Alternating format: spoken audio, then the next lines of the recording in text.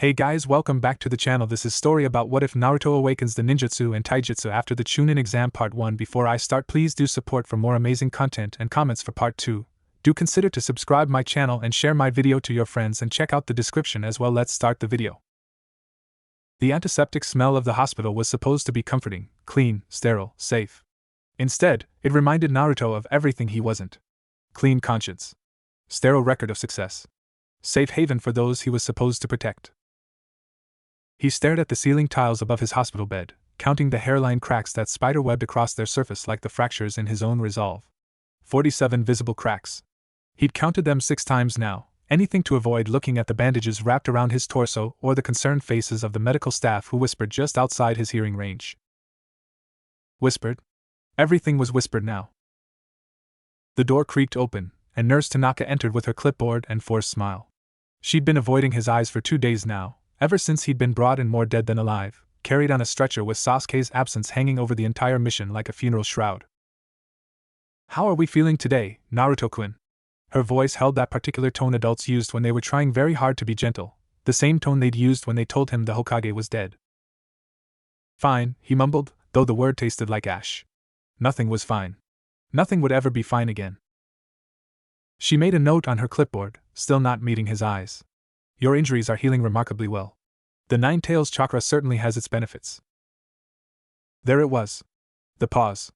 The slight hesitation before the word benefits, as if she couldn't quite bring herself to call the demon sealed inside him a blessing. As if she knew, like everyone else seemed to know, that he was more curse than miracle. When can I leave? Naruto asked, though he wasn't sure where he wanted to go. Back to his empty apartment? Back to the training grounds where Kakashi-sensei would look at him with that expression of barely concealed disappointment. Back to a village that had sent him to retrieve their precious Uchiha, only to return empty-handed and beaten.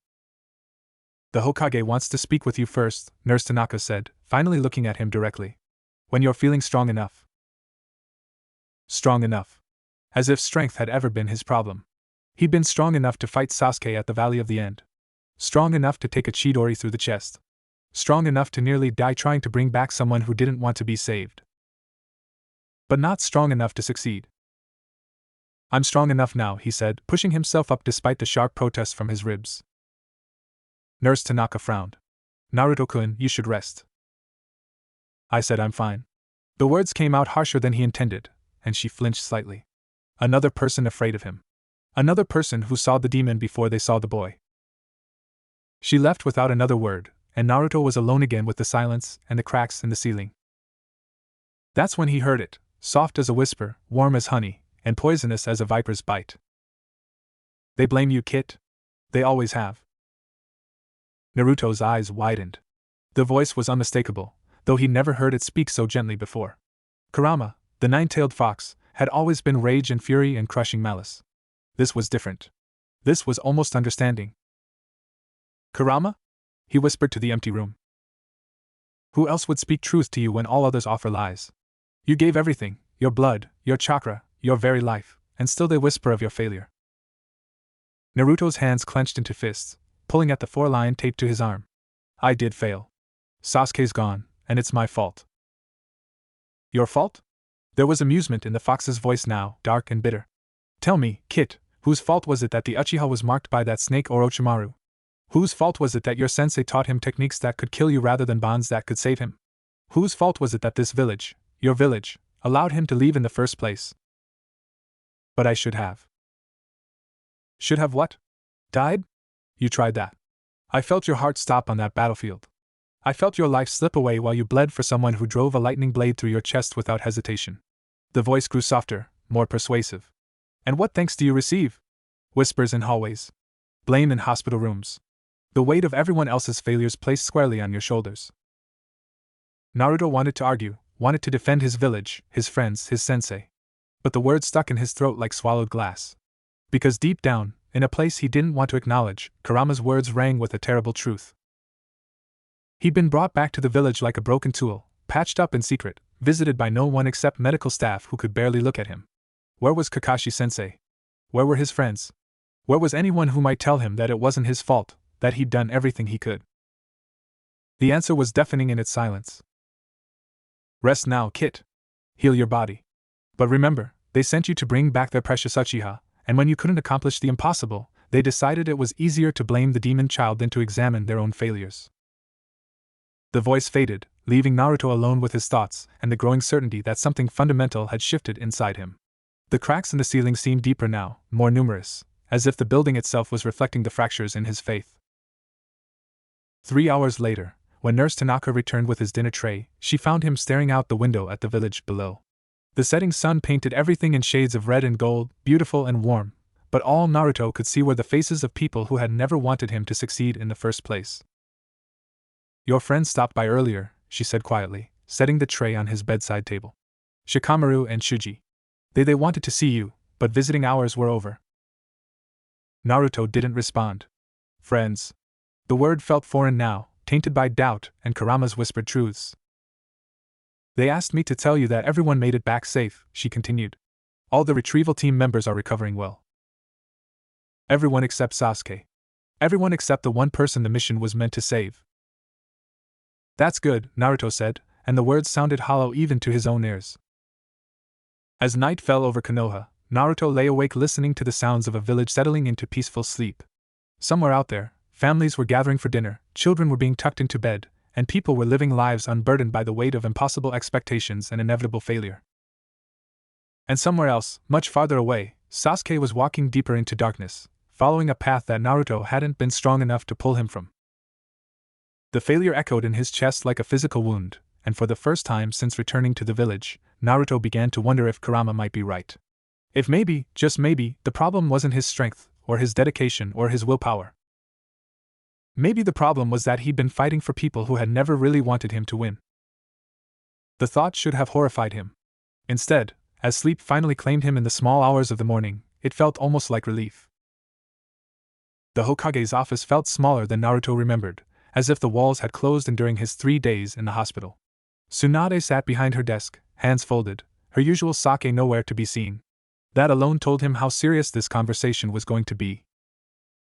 "Sit," she said without looking up from the mission report spread before her. Naruto remained standing. His ribs still ached with every breath, but he wasn't about to show weakness. Not here. Not when he could already feel the weight of disappointment pressing down on him like a physical thing. "I said sit, Naruto." Tsunade's voice carried the authority of the Hokage, and despite everything, old habits died hard. He dropped into the chair across from her desk, its leather creaking under his weight. Silence stretched between them, broken only by the sound of shuffling papers and the distant noise of the village going about its daily business. Normal people doing normal things, unburdened by the crushing responsibility of being the supposed hero who couldn't even save his best friend. Finally, Tsunade looked up, and Naruto wished she hadn't. Her brown eyes held a mixture of disappointment, frustration, and something that might have been pity. He wasn't sure which one cut deeper. "The mission was a failure," she said without preamble. "Sasuke Uchiha has defected to Orochimaru. 3 team members were critically injured. The enemy escaped with their target." She set the report aside and leaned back in her chair. "Tell me, Naruto, what part of this outcome resembles success?" "We all made it back alive," Naruto said quietly. "That's something, right?" "Is it?" Tsunade's voice was sharp now, cutting. "Because from where I sit, it looks like I sent 5 of our most promising young shinobi on what should have been a simple retrieval mission, and they came back broken and empty-handed. Shikamaru is blaming himself for his tactical failures. Chuji nearly died from those cursed pills. Niji's injuries will take weeks to heal properly. Kiba's been having nightmares about those sound ninja." Each name felt like a weight added to Naruto's shoulders. His friends, his teammates, all hurt because he hadn't been strong enough to stop Sasuke from leaving in the first place. "But you," Tsunade continued, her gaze never wavering from his face, "you were the one who was supposed to bring him back.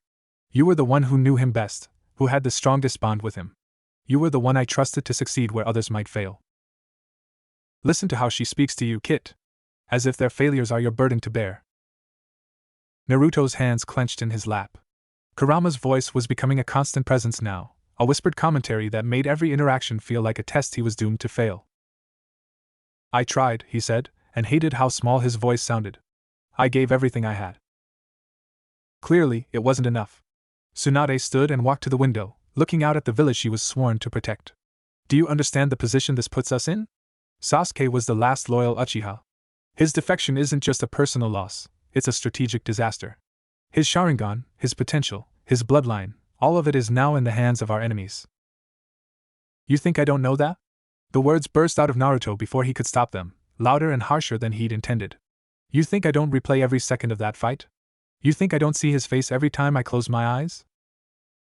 Tsunade turned back to him, eyebrows raised at his outburst. Then you understand why. Why what? Why everyone looks at me like I personally handed Sasuke over to Orochimaru. Why the medical staff whispers about how the demon boy couldn't even save his best friend. Why you're sitting here lecturing me about responsibility when I'm the only one who actually fought him face to face? The silence that followed was deafening. Tsunade's expression shifted from surprise to something colder, more calculating. That's enough, she said quietly. I understand you're upset. Upset? Naruto laughed, and the sound was bitter and wrong coming from him. I'm not upset, Granny Tsunade. I'm tired. I'm tired of being blamed for everyone else's failures. I'm tired of being expected to fix problems I didn't create. And I'm really tired of being treated like a weapon when I succeed and a disappointment when I don't. Yes, Kit. Let the truth flow. See how quickly her sympathy turns to suspicion when you stop playing the role of the grateful little soldier. Tsunade's eyes narrowed. You're walking a dangerous line, Naruto. That kind of thinking. What kind of thinking? The kind where I actually examine what happened instead of just accepting blame? Naruto stood, his chair scraping against the floor. Sasuke left because he wanted power. Because he chose revenge over bonds. Because this village couldn't give him what he thought he needed. That's not my failure, that's yours. The temperature in the room seemed to drop several degrees. When Tsunade spoke again, her voice carried the full weight of her authority. Sit down. For a moment, Naruto considered refusing. The rebellious part of him, the part that was growing stronger with each of Kurama's whispered encouragements, wanted to walk out of this office and never look back. But years of conditioning won out, and he sank back into his chair. You're right about one thing, Tsunade said, returning to her seat. This village failed Sasuke. We all did. But that doesn't change the fact that you were his teammate, his closest friend, and you couldn't reach him when it mattered most. That failure is yours to carry, just as the larger failure is mine. So what now? Naruto asked. You want me to apologize for not dying hard enough?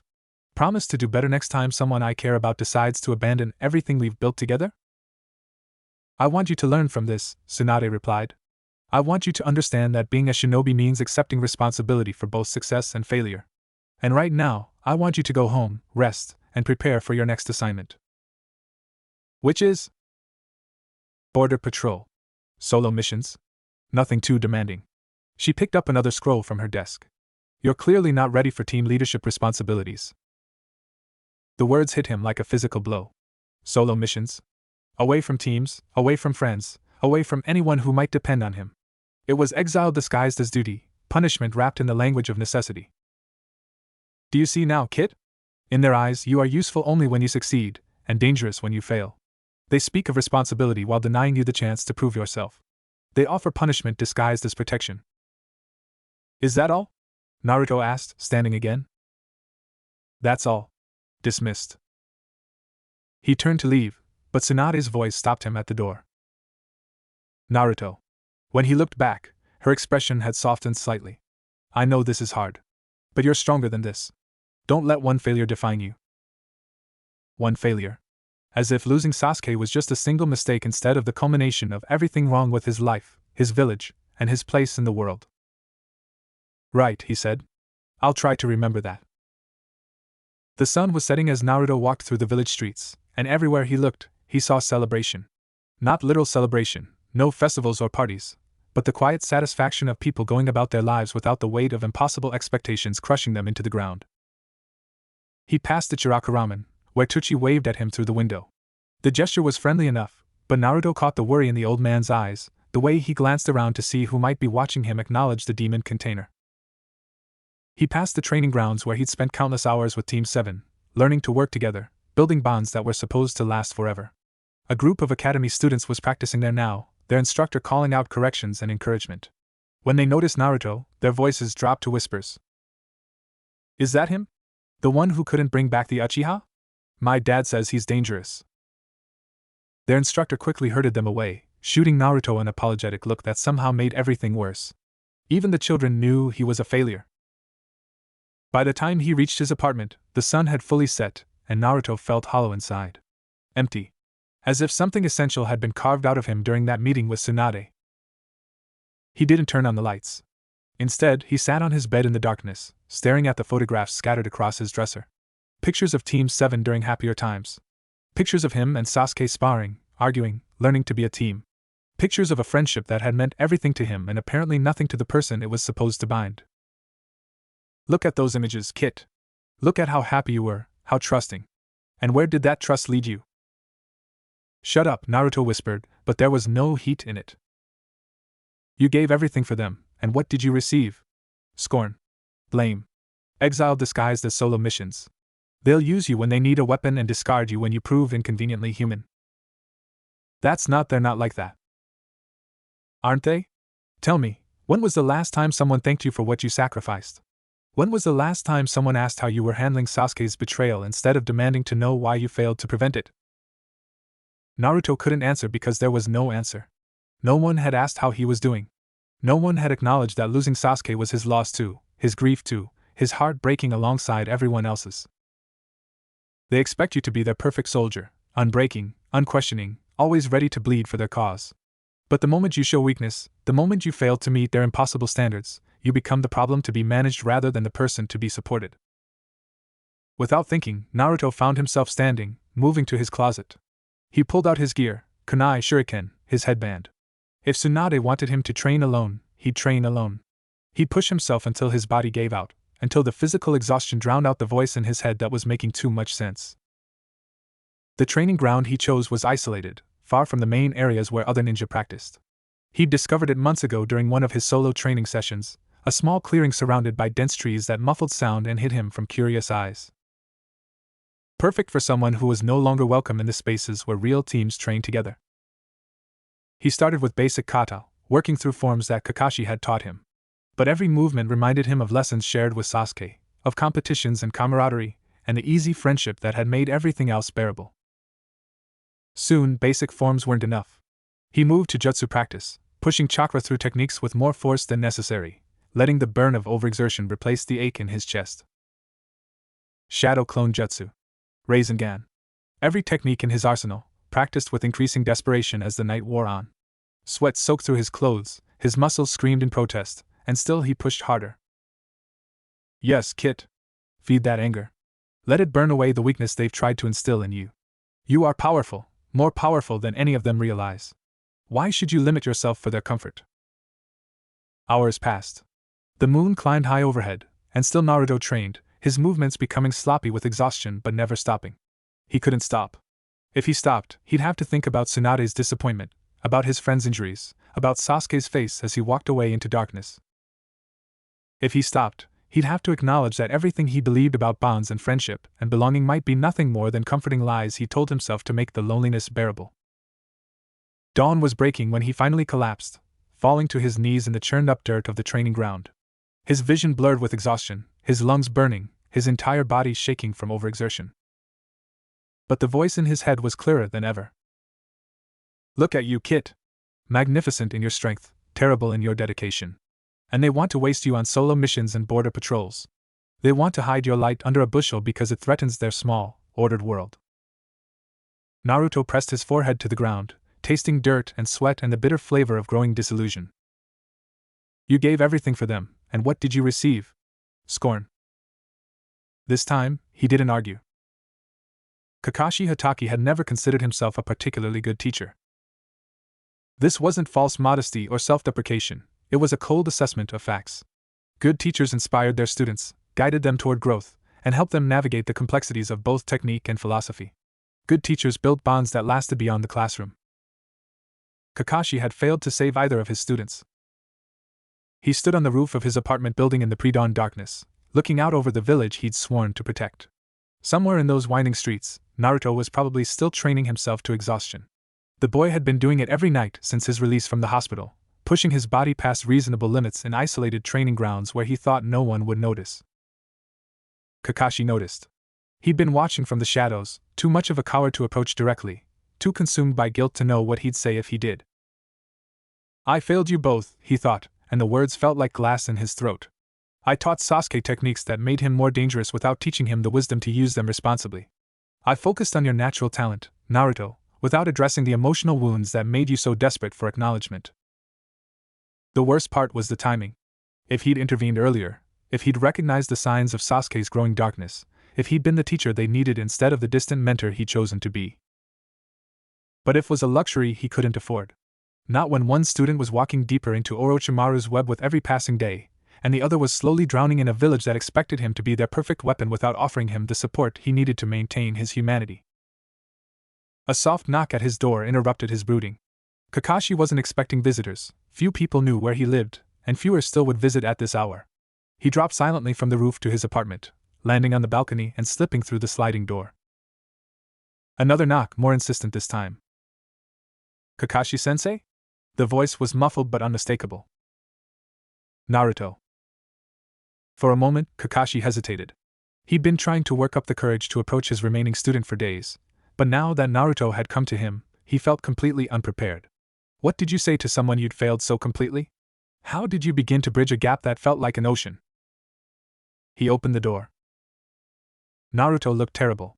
His clothes were stained with dirt and sweat, his hair was a mess, and there were dark circles under his eyes that spoke of too little sleep and too much self-punishment.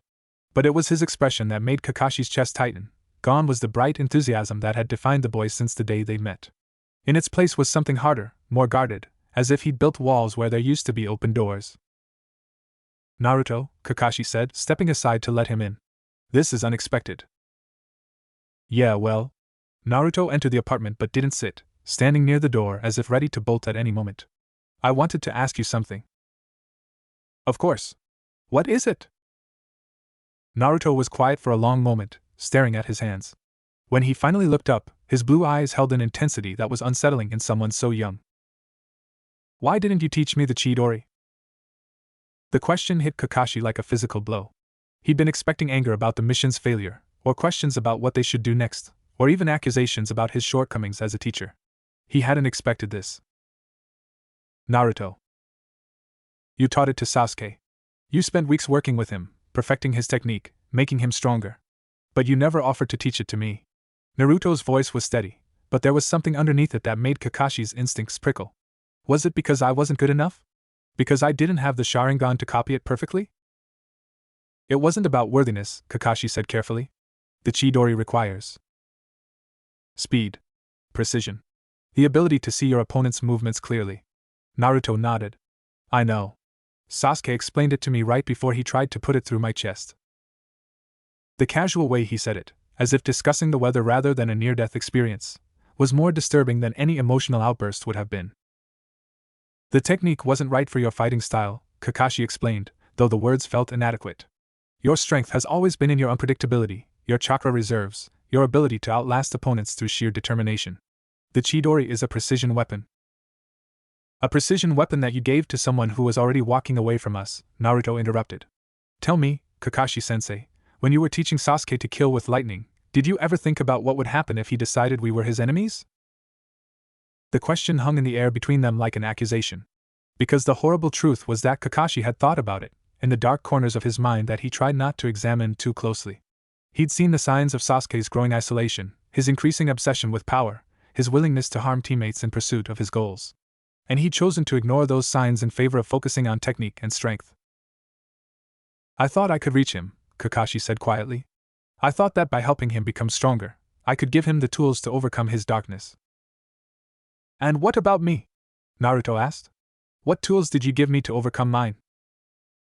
"You don't have darkness, Naruto. You're..." "Don't." The word came out sharp enough to cut. "Don't you dare tell me I don't have darkness.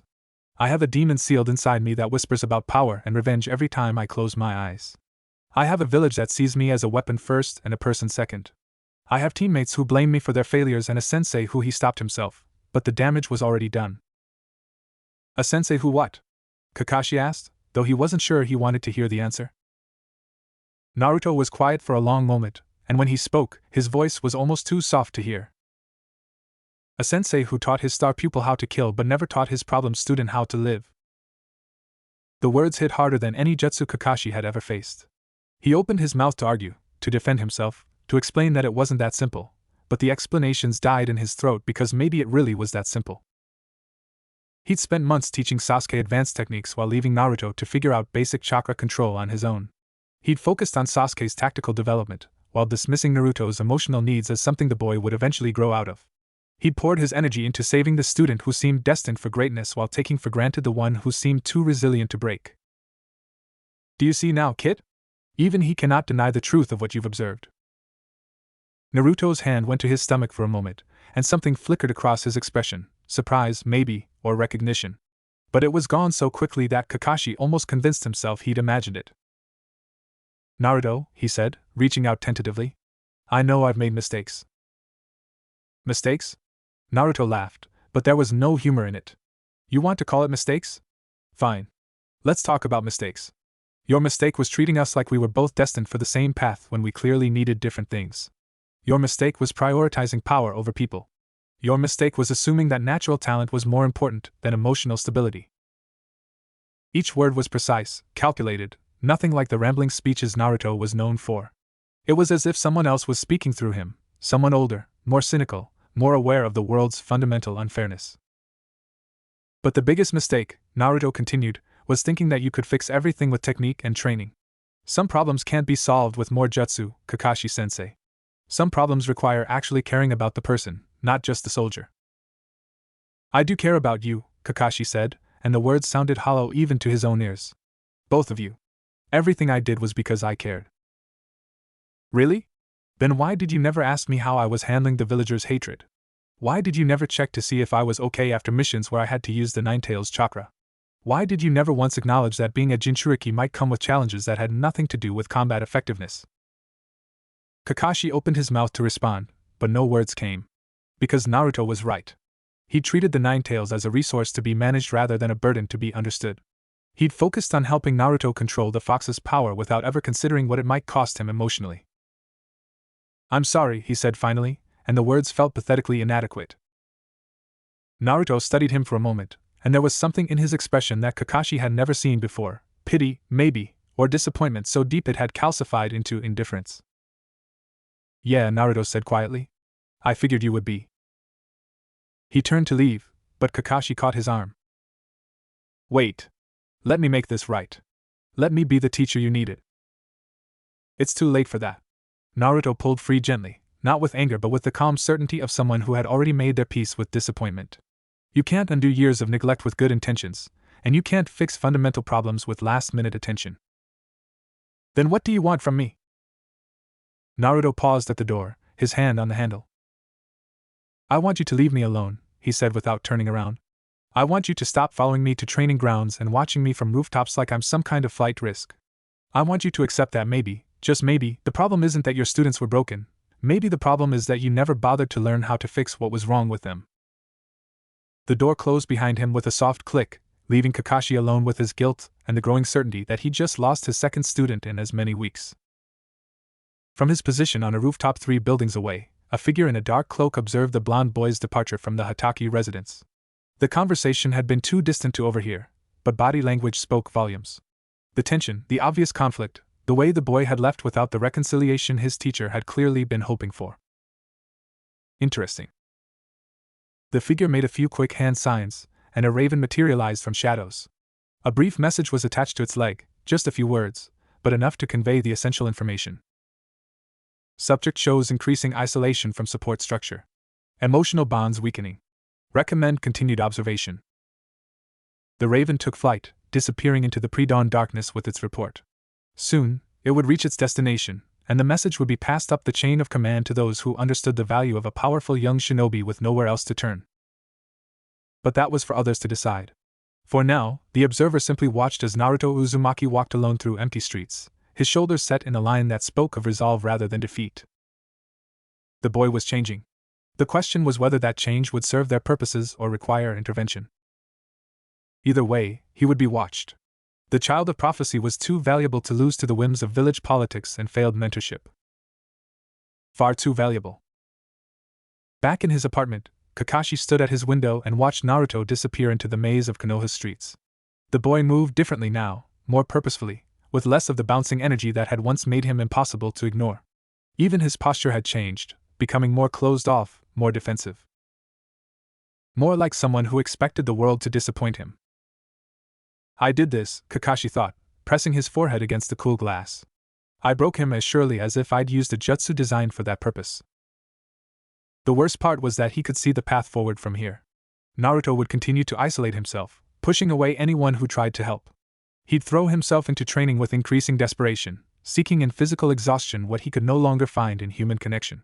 He'd grow stronger, yes, but also colder, more bitter, more likely to make the same mistakes that had claimed so many promising shinobi before him. And Kakashi, paralyzed by guilt and uncertainty, would watch it happen while telling himself there was nothing he could do to stop it. Just like he'd watched Sasuke walk away. Just like he'd failed his own sensei all those years ago. Some patterns, it seemed, were destined to repeat themselves no matter how much you wanted to break free. Outside, the sun was rising over Konoha, painting the buildings in shades of gold and orange that should have been beautiful.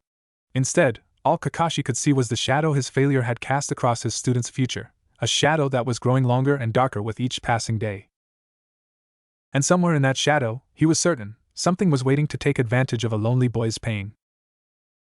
The mission was supposed to be simple: escort a merchant caravan to a border town, ensure their safety, collect payment, return home. Standard C-rank work that barely required a genin, let alone someone with Naruto's capabilities.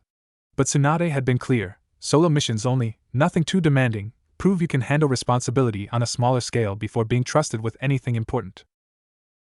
It was punishment disguised as duty, and they both knew it. Naruto crouched on a tree branch overlooking the winding mountain road, watching the caravan make its slow progress toward their destination. 3 wagons loaded with goods, a dozen civilians including women and children, and exactly 1 ninja for protection. Him. The merchant leader Yamamoto had made his displeasure clear from the moment he'd seen Naruto at the village gates. "This is who they send us? A boy?" The man's weathered face had twisted with disgust. "We requested proper protection, not some academy student playing ninja." "I'm qualified for C-rank missions," Naruto had replied, keeping his voice level despite the familiar sting of dismissal. "Qualified?" Yamamoto had looked him up and down with obvious skepticism. "You look like you should be in school, not protecting valuable cargo." If only that had been the worst of it. Now, 3 days into their journey, Naruto had proven his worth multiple times. He'd scared off a pack of wolves with a simple show of chakra. He detected and disabled 3 separate bandit ambushes before they could materialize into real threats. He'd even used his shadow clones to help repair a broken wagon wheel, turning what could have been a day-long delay into a mere hour's inconvenience. And still, the whispers followed him. "Do you hear them, kid? Even now, when you've proven your value beyond question, they speak of you as if you were the threat rather than their salvation." Kurama's voice had become a constant presence, offering commentary on every interaction, every sideways glance, every hushed conversation that stopped when he drew near. The fox was right, of course. Despite everything he'd done to protect them, the caravan members still watched him with barely concealed fear and suspicion. Movement in the forest caught his attention. Naruto's eyes narrowed as he spotted figures moving through the trees parallel to the road, too many to be animals, too coordinated to be random travelers. His hand went to his kunai pouch as he counted them. 8, maybe 9 bandits, positioning themselves for an ambush at the narrow pass ahead. This was different from the previous attempts. Those had been opportunistic attacks by small groups hoping for easy prey. This looked organized, planned, with enough numbers to pose a real threat to the caravan. Naruto dropped silently from his perch and made his way back to the wagons.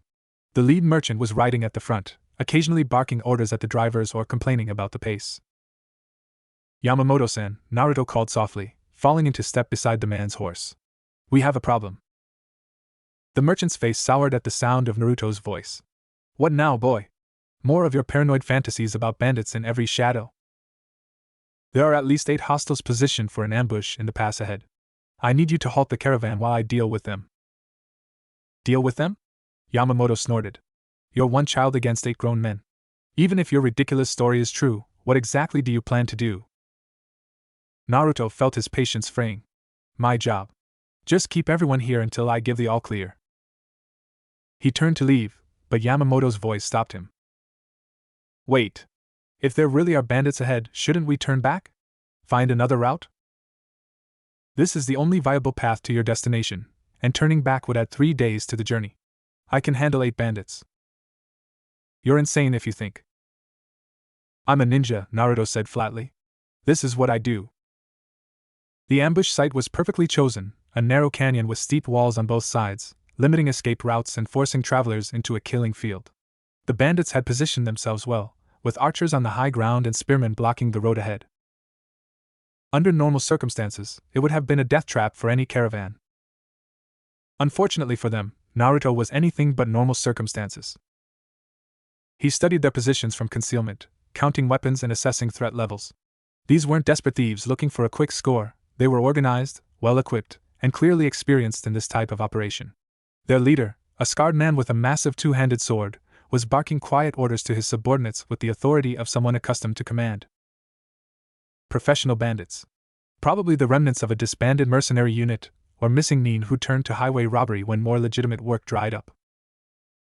Which meant they were dangerous enough to kill civilians without hesitation, but not quite skilled enough to pose a serious threat to a Konoha ninja. Crush them, Kit. Show them what real power looks like. Make them regret the day they decided to prey on those under your protection. Naruto made the hand sign for Shadow Clone Jutsu, creating a dozen copies of himself. The clones scattered to different positions around the canyon, moving with the silent efficiency he'd developed through years of solo training. The attack came from all sides at once. The first bandit died without ever seeing what killed him, a kunai to the throat from a clone that materialized behind his position.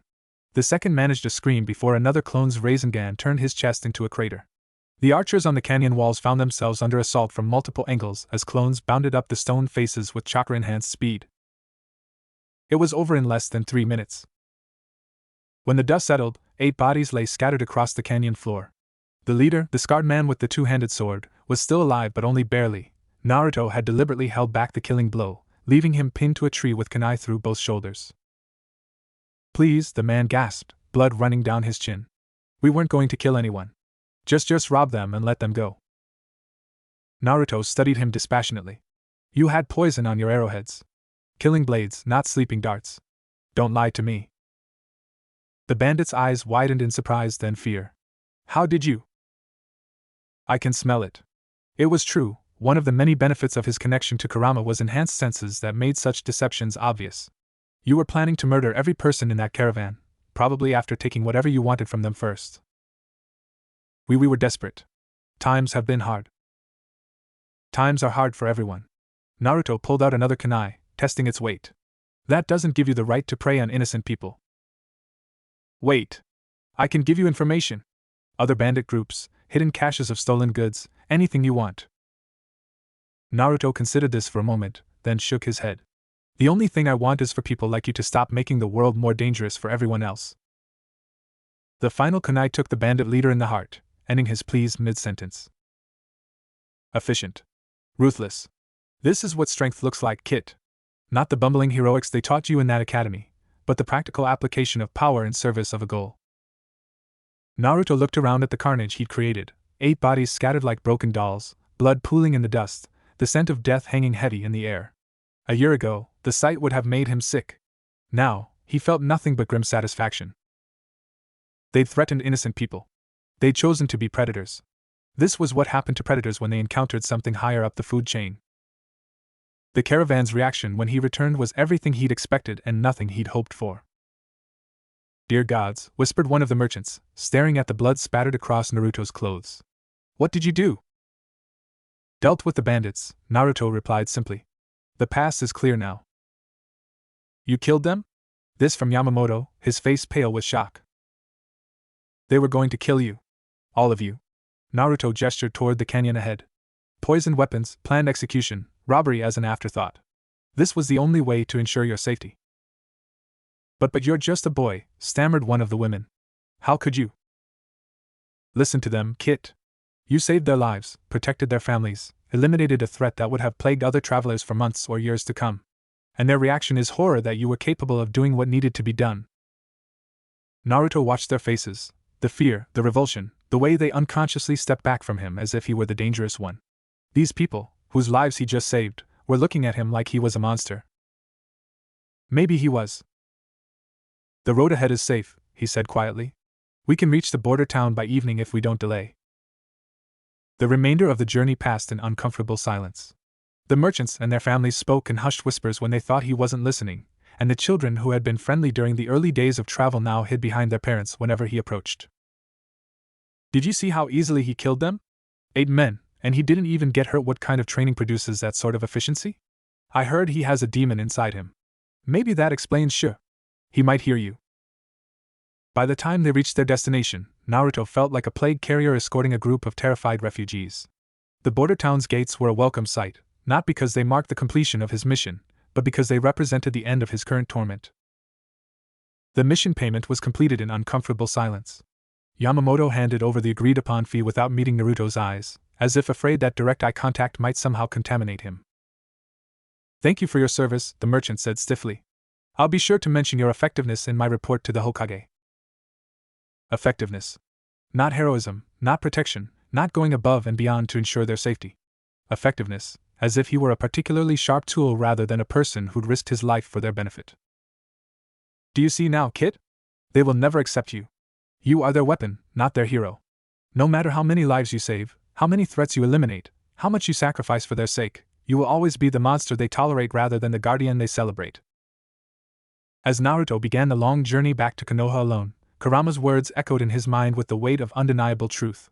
He'd completed a perfect mission, no civilian casualties, threat eliminated, objectives achieved. And his reward was to be treated like a dangerous animal that had performed its trick adequately. The sun was setting when he stopped at a roadside inn for the night. The innkeeper, an elderly woman with kind eyes, took one look at his blood-stained clothes and the hollowness in his expression and offered him a room without questions. It was the first genuine kindness he'd encountered in days. Rough mission? She asked as she led him upstairs. Something like that. Well, you're safe here. Hot meal, clean bed, and no one will bother you with questions you don't want to answer. Her simple acceptance, the way she treated him as just another tired traveler rather than a potential threat, almost broke something inside him. This stranger showed him more consideration in 5 minutes than the people he'd risked his life to protect had managed in an entire week. That night, as he lay in a bed that smelled of lavender and listened to the sound of normal people living normal lives in the rooms around him, Naruto made a decision that would have terrified him a month earlier. He stopped caring what they thought of him. If they wanted to see him as a weapon rather than a person, fine. If they wanted to fear his effectiveness while benefiting from his protection, so be it. If they could only accept his service while rejecting his humanity, then perhaps it was time to stop offering his humanity for their consideration. Wisdom at last, Kit. You are learning what I learned long ago. The only relationship that matters is the one between predator and prey. Everything else is just pretty words meant to disguise the fundamental truth of power.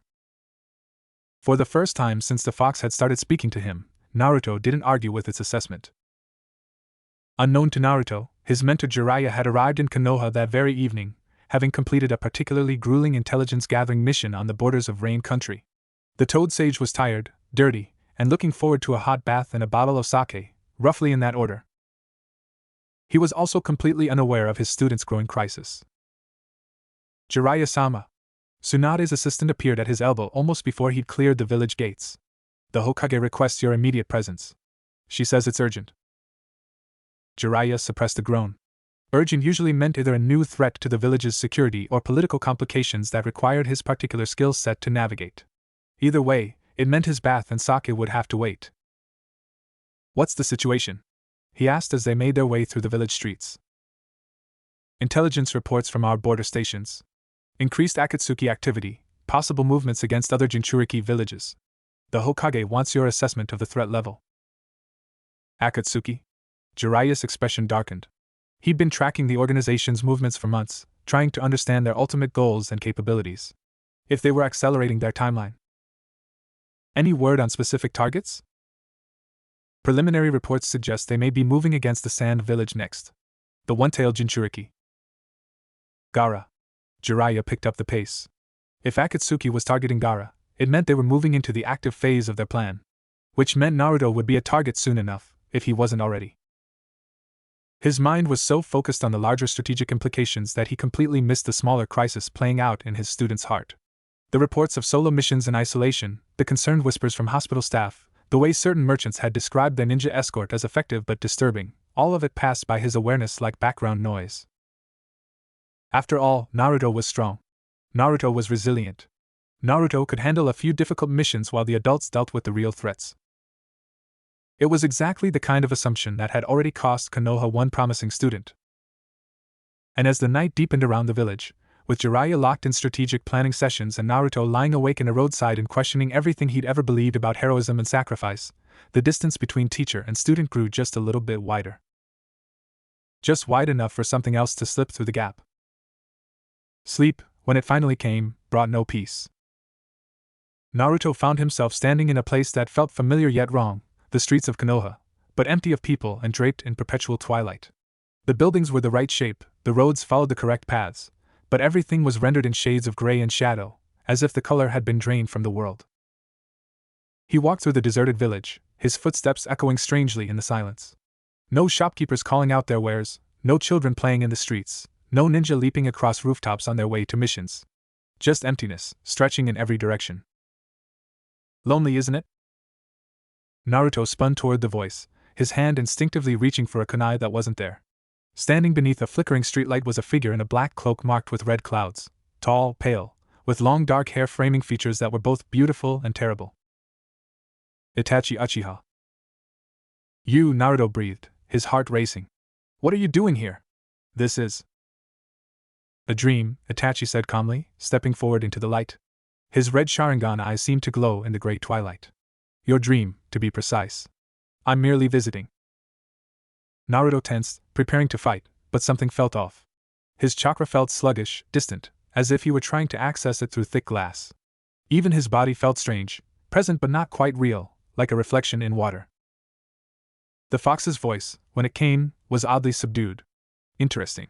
The Uchiha has skill, I'll give him that. What do you want? Naruto demanded, though his voice sounded hollow in the empty air. To talk. Itachi's expression was unreadable, neither threatening nor reassuring.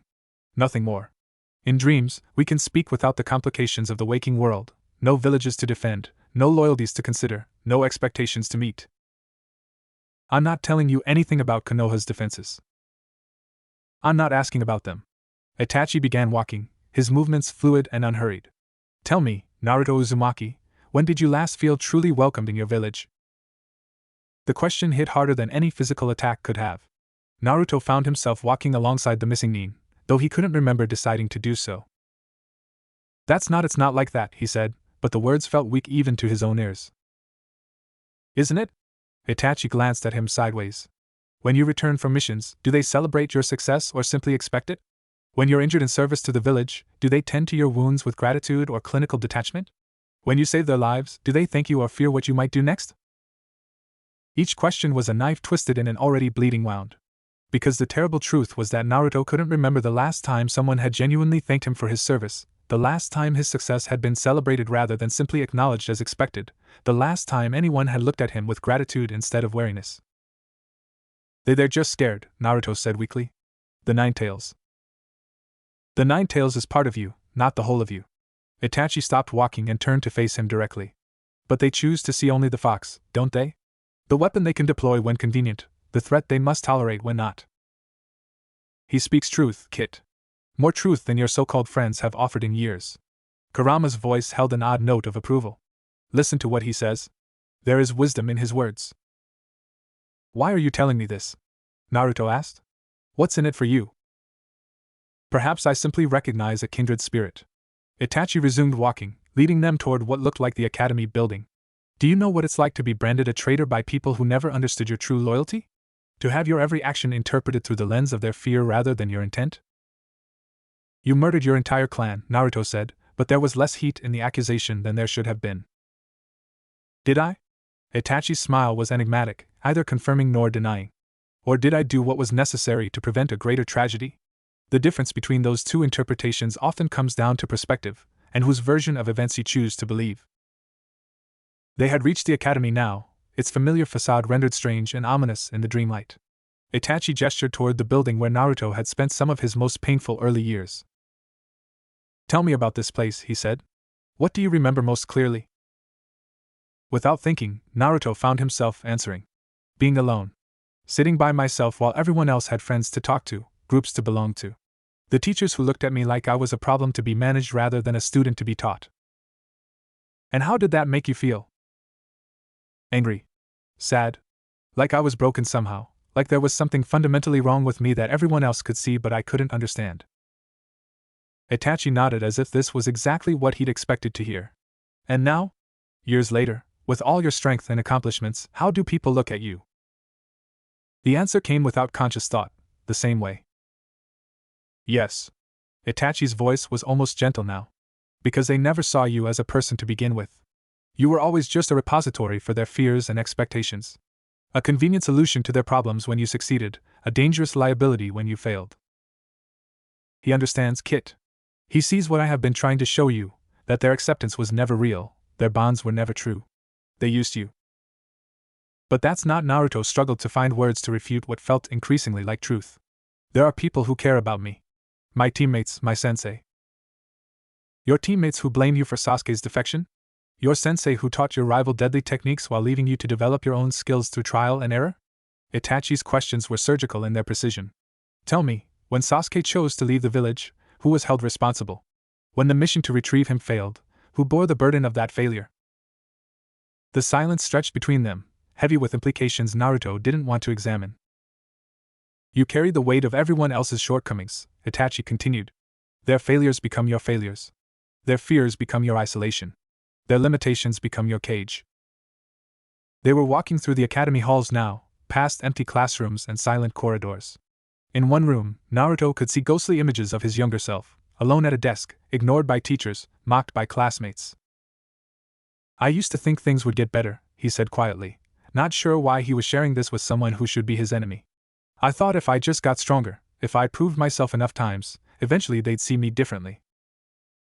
And have they? The question hung in the air like a challenge. Because the honest answer, the answer Naruto had been trying not to think about for weeks, was no. If anything, his growing strength seemed to make people more afraid of him, not less. Strength without acceptance is just another form of imprisonment, Itachi observed.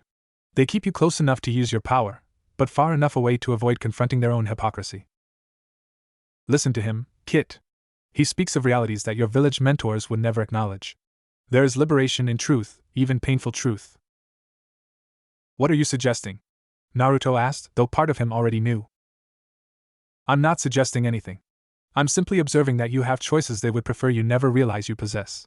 Itachi stopped beside a window that looked out over the dream version of Konoha. You could leave. You could find people who value strength over sentiment, results over rhetoric. You could discover what it means to be appreciated for what you are rather than tolerated for what you represent. Leave Konoha? The idea should have been unthinkable, but it wasn't. Over the past weeks, the thought had crossed his mind more than once, usually in the dark hours after particularly painful encounters with the village's judgment. Why not? What has your loyalty earned you?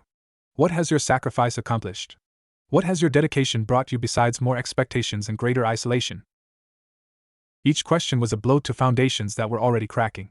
Because when Naruto tried to think of reasons to stay, to continue fighting for people who seemed determined to see him as a weapon rather than a person, the list felt disturbingly short. There are people who need me, he said, but the words lacked conviction. Are there? Or are there people who need your power while remaining fundamentally uninterested in your well-being? Itachi turned from the window to look at him directly. The distinction matters, Naruto. One relationship is based on mutual respect. The other is simply exploitation dressed in prettier language. The dream village around them began to shift and blur, as if their conversation was reaching its natural conclusion. But Itachi's words remained crystal clear, each one etching itself into Naruto's consciousness with the weight of revelation. Think carefully about what you truly owe to people who have never truly accepted you, the Uchiha said, his form beginning to fade. And remember, there are others in this world who understand what it means to be cast aside by those who should have protected you. Others who value strength and loyalty over politics and fear. Wait, Naruto called out as the dream dissolved around them. What do you mean? Who are you talking about? But Itachi was already gone, and the gray twilight was giving way to deeper darkness. Interesting visitor, Kit. Very interesting indeed. You knew he was here? Naruto's mental voice was sharp with accusation. Why didn't you warn me? Warn you? Why would I warn you away from someone speaking sense for the first time in months? His words carry truth, even if his motives remain unclear. He's a criminal. A missing nin. So was I, in their eyes. So are all those who refuse to bow to the arbitrary authority of village elders and political structures. Perhaps the question isn't why someone like him would reach out to you, but why it took so long for anyone to do so. The fox's words followed Naruto into true sleep, where dreams gave way to deeper rest but no real peace. He woke in his roadside inn room with the taste of revelation bitter on his tongue. Dawn light was creeping through the shuttered windows, painting everything in shades of gold that seemed too bright, too cheerful for the darkness that had taken root in his thoughts. The dream felt more real than the waking world, more honest, more direct, more willing to confront truths that everyone else seemed determined to ignore. Itachi's questions echoed in his mind with the persistence of actual memories, each one forcing him to examine assumptions he'd never thought to question. What has your loyalty earned you? What has your sacrifice accomplished? What has your dedication brought you besides more expectations and greater isolation? Naruto sat on the edge of the narrow bed, his head in his hands, and tried to find answers that didn't sound hollow. He thought of all the missions completed, all the threats eliminated, all the people saved. But when he tried to balance that against gratitude received, genuine acceptance earned, or authentic friendships forged, the scales tipped in a direction that made his chest tight with something dangerously close to despair. Had it always been this one-sided? Or was he only now seeing clearly for the first time? The innkeeper knocked softly on his door, interrupting his brooding. "Breakfast is ready if you'd like some, young man." "No charge. You looked like you could use a good meal." Her kindness was genuine, uncomplicated by fear or expectation. She wanted nothing from him except perhaps his company at her table, and even that was offered freely rather than demanded. It was the sort of simple human consideration that should have been commonplace but felt precious in its rarity. "Thank you," he called back. "I'll be down in a moment." As he gathered his gear and prepared to continue his journey back to Konoha, Naruto caught sight of his reflection in the room's small mirror. The face looking back at him was older than it should have been, marked by experiences that had aged him beyond his years. But it was the eyes that gave him pause, still blue, still bright, but holding a wariness that hadn't been there before. The eyes of someone who was learning not to trust too easily, not to hope too freely, not to give too much of themselves to people who might not value what they received. Change is natural, Kit. Growth requires the shedding of old illusions and the acceptance of harder truths. The boy who left on this mission is not the same as the one who will return. For once, Naruto didn't argue with the fox's observation. Because it was true, something fundamental had shifted inside him over the past few weeks. The unshakable faith in his village, his friends, his place in the world had developed cracks that were spreading with each new disappointment. And maybe that wasn't entirely a bad thing. Maybe it was time to stop defining himself by other people's expectations and start considering what he actually wanted from his life. Maybe it was time to stop accepting crumbs of acknowledgement as if they were feasts, and start demanding the respect his achievements had earned. Maybe it was time to consider that there might be other paths to the peace and belonging he'd always sought, paths that didn't require him to constantly prove his worth to people who seemed determined to withhold their acceptance no matter what he accomplished. The thought should have terrified him. Instead, as he made his way downstairs to share breakfast with a kind stranger who asked nothing of him except his company, it felt almost like freedom. Naruto had been back in Konoha for exactly 4 hours when Jiraiya found him. He was sitting on the swings at the old academy playground, the same swings where he'd spent countless lonely afternoons as a child, watching other kids laugh and play while he remained on the periphery. The irony wasn't lost on him. Even as a teenager who'd saved the village multiple times, he still ended up in the same place, still on the outside looking in. "There you are," Jiraiya's voice boomed across the empty playground. "I've been looking everywhere for you, kid." Naruto didn't turn around, didn't get up from the swing, didn't show any of the enthusiasm that usually accompanied his mentor's arrival. He just sat there, gently rocking back and forth, watching the sun set through the tree branches. "Hey," Jiraiya said again, his tone shifting from boisterous to concerned as he approached. "Rough mission?" "Completed successfully," Naruto replied without inflection. "Objective achieved, civilians protected, hostiles eliminated. The merchants will reach their destination safely and with all their goods intact." The clinical way he reported it made Jiraiya pause. This wasn't how Naruto usually described his missions. There were no animated gestures, no excited rambling about techniques he'd used or people he'd helped. Just facts, delivered with the emotional investment of someone reading a weather report. "That's good," Jiraiya said carefully, settling onto the swing beside his student. "But I wasn't asking about the mission results. I was asking how you're doing." "I'm fine." The words came out flat, automatic, the kind of response that ended conversations rather than encouraged them. Jiraiya studied his student's profile in the dying light. Naruto looked older somehow, as if the few days away had aged him months. There was a set to his shoulders, a hardness around his eyes, that spoke of experiences that had cut deeper than simple physical challenges. Tsunade told me about what happened with Sasuke, Jiraiya said quietly. About the mission, the failure. I know that must be eating at you. Here it comes, Kit. Another adult ready to tell you how to feel about your pain, how to process your loss, how to be the person they need you to be rather than the person you are. Naruto's grip tightened on the swing's chains. Do you really know? I know what it's like to lose someone important. To feel responsible for their choices. Jiraiya's voice carried the weight of old regrets. I know what it's like to wonder if you could have done something different, said something different, been something different that might have changed the outcome. And what did you conclude? Naruto asked, finally turning to look at his mentor. When you were wondering all those things? Jiraiya was quiet for a long moment. That some people are determined to walk their own path, no matter how much we care about them or how hard we try to save them. That sometimes the best thing you can do is let them go and focus on the people you can still help. Is that what you did? Let them go? The question hit harder than Jiraiya had expected. Because the honest answer was no. He'd spent years chasing after his own lost students, trying to find some way to bring them back to the light. Orochimaru, Nagato, even Minato in his own way. He'd never learned to let go, never stopped carrying the weight of their choices. It's what I should have done, he said finally. It's what I'm trying to teach you to do. Do you hear that, Kit? He wants to teach you to abandon those you care about. To accept their loss and move on to more convenient relationships. How very like them, to disguise callousness as wisdom. Maybe I don't want to learn that lesson, Naruto said quietly. Maybe I don't want to become the kind of person who gives up on people. It's not giving up, it's what? Naruto's voice carried an edge that made Jiraiya straighten in his swing. It's being practical? It's being realistic? It's accepting that some people aren't worth the effort? That's not what I meant.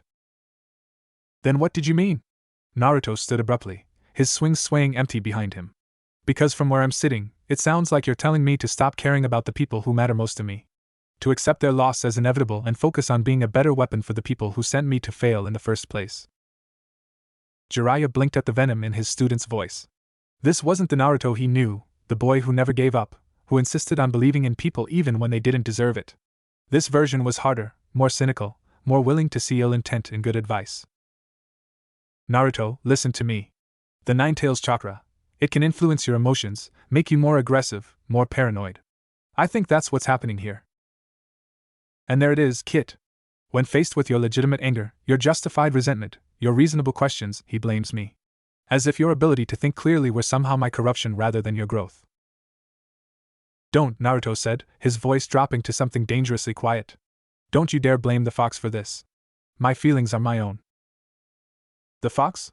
Jiraiya's eyes sharpened. You're talking to it? Directly? We have conversations sometimes. So what? So what? Jiraiya was on his feet now, his casual demeanor replaced by genuine alarm. Naruto, that thing is not your friend. It's a demon of pure malice and hatred sealed inside you to prevent it from destroying everything you care about. If it's talking to you, influencing your thoughts. It's not influencing anything. The words came out louder than Naruto had intended, sharp enough to make several birds take flight from nearby trees. It's listening to me. It's the only thing in this village that actually listens to me without trying to tell me how I should feel, or what I should think, or who I should be willing to sacrifice. The silence that followed was heavy with implications either of them wanted to examine. Jiraiya stared at his student, seeing something in those blue eyes that made his chest tight with growing dread. Naruto, he said carefully, I need you to listen to me very carefully. The Nine-Tails is not your friend. It doesn't care about your well-being or your feelings. Everything it tells you is designed to isolate you from the people who actually care about you, to make you distrust the bonds that keep you human. And what if those bonds were never real to begin with? Naruto asked. What if the people who actually care about me only care about what I can do for them? That's not true. Isn't it? Naruto began pacing, his movements sharp and agitated. Name one person in this village who values me as a person rather than as a weapon. One person who's shown genuine interest in my well-being rather than my combat effectiveness. One person who's ever asked what I want instead of telling me what I should want. Jiraiya opened his mouth to respond, then stopped. Because when he tried to think of examples, the list was disturbingly short. Even his own relationship with Naruto was built around training and missions and preparing him for greater challenges. When was the last time they'd simply talked about Naruto's hopes and dreams and fears without it being connected to his role as a ninja? Silence speaks volumes, doesn't it, Kit? Even he cannot deny the truth of what you've observed. The village needs you, Jiraiya said finally, falling back on larger justifications when personal ones failed him. You're important too. The village needs the Nine Tails, Naruto corrected. I'm just the container it happens to be stuck in. That's not true. You're special, Naruto. You're the child of prophecy. The words were meant to be encouraging, inspiring, a reminder of Naruto's greater destiny. Instead, they had exactly the opposite effect. Naruto stopped pacing and turned to stare at his mentor with an expression that was part disbelief, part bitter amusement. The child of prophecy? He repeated. Is that supposed to make me feel better? It should make you understand how important you are. The prophecy speaks of a student who will either bring peace to the world or destroy it utterly. You have the power to do what other people expect me to do, Naruto finished. To fulfill a destiny that someone else wrote for me, to be the hero or villain that the story requires, to shape my entire life around meeting the expectations of a prediction I had no part in creating. Jiraiya frowned. This wasn't how Naruto was supposed to react to learning about his prophetic importance. He should have been excited, honored, eager to live up to his destiny. The prophecy is a gift, Jiraiya said. It means you're chosen for something greater than. It's another leash. Naruto's voice was flat, certain. Another way to control me, to make sure I do what you want me to do instead of what I want to do. First, I'm the Nine Tails container who has to stay loyal to protect the village. Then I'm the failed teammate who has to prove himself by bringing back Sasuke. Now I'm the prophetic child who has to save or damn the entire world according to someone else's vision. He speaks of prophecies while ignoring your pain, Kit. He offers you grand destinies while dismissing your simple need for acceptance and understanding. Do you see how they operate? Always the larger picture, never the individual cost. When do I get to choose? Naruto asked, his voice carrying a weight that made Jiraiya want to step back. When do I get to decide what I want my life to be instead of having it decided for me by village needs and prophetic requirements, and other people's expectations? Naruto, you're letting the fox poison your thoughts.